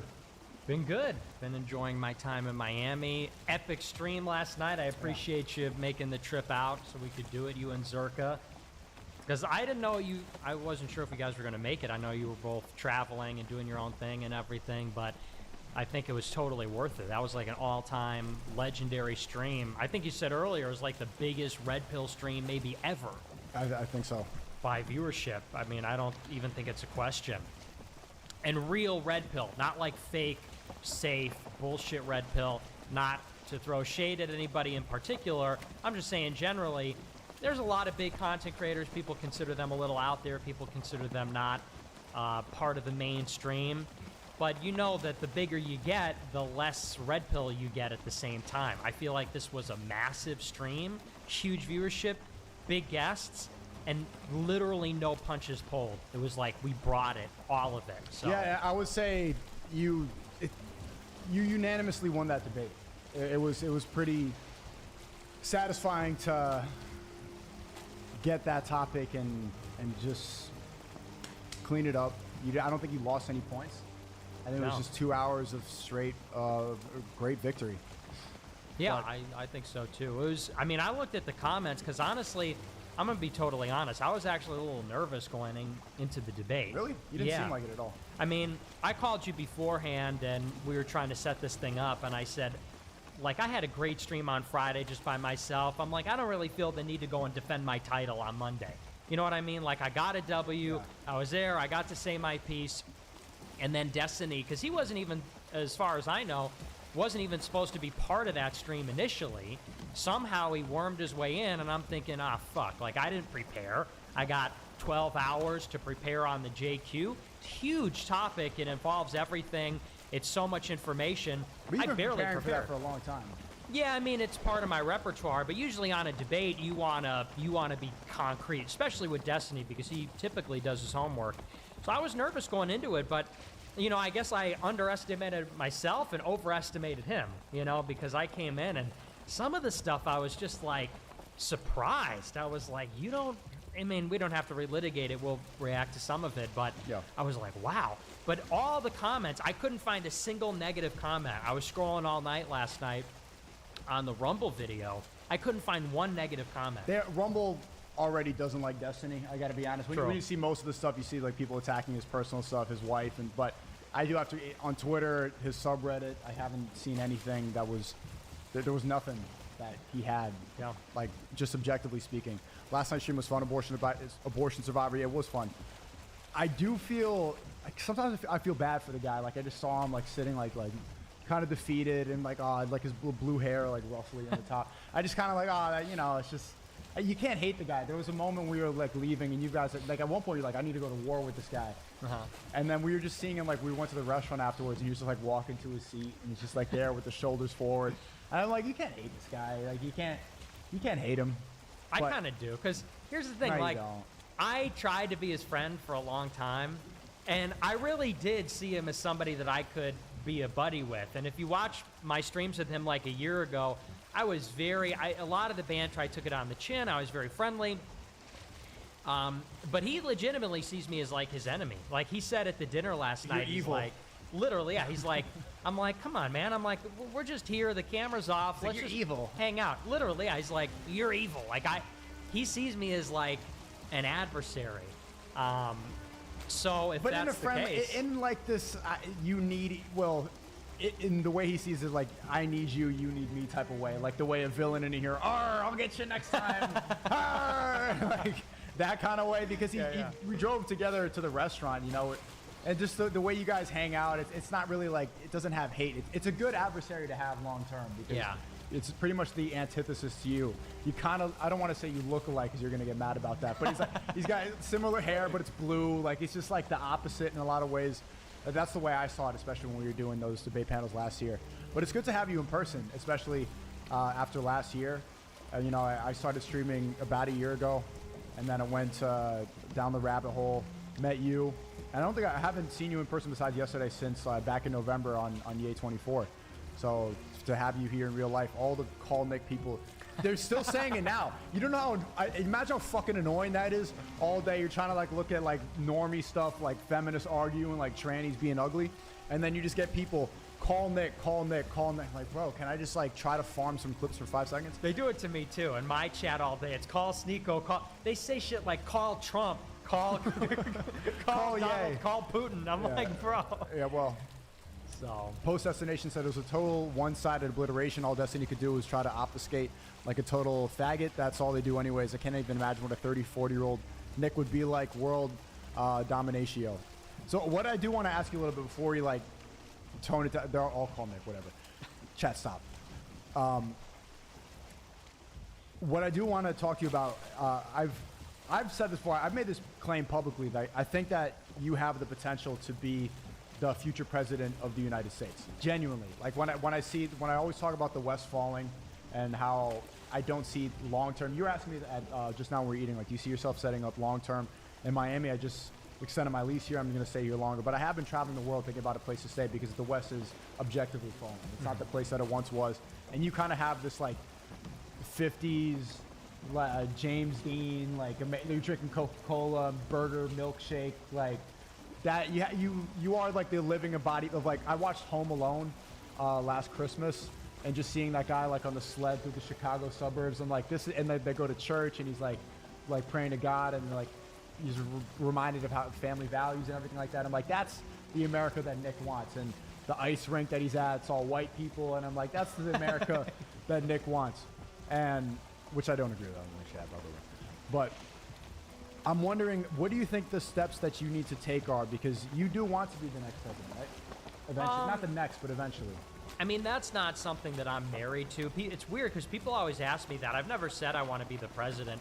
I mean, me personally, I feel like I've said so much and done so much at this point. It'd be very difficult. I mean, a lot of people like what I say and they like my presentation, but it's obvious the challenges that I would have trying to win over a mass audience. So, I mean, in 20, 30, 40 years, maybe things will change. Maybe it'll be a different environment. I'll be a different person. But I'd like to be a political leader at some point, you know, because I think that I represent the real right wing. I mean, for me, my mission right now is to just provide an actual anchor for the right wing. Because when you look at the entire, because you're not really, as much as you talk about politics, you're not really a political guy. You know, and the same is true of Myron and these other guys. And I like you guys, of course. You talk about things that are important. But me, I'm really embedded in politics. Like, I know political people.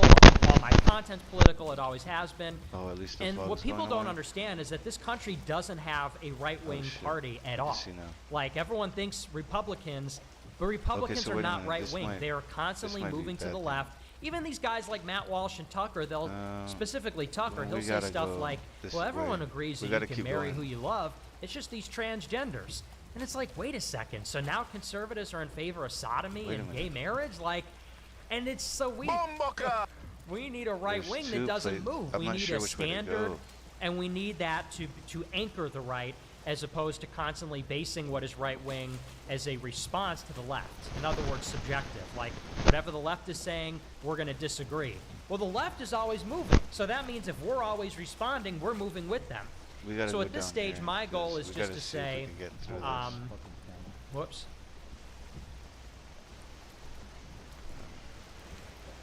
All right, good. Anyway, well, we still have the mic.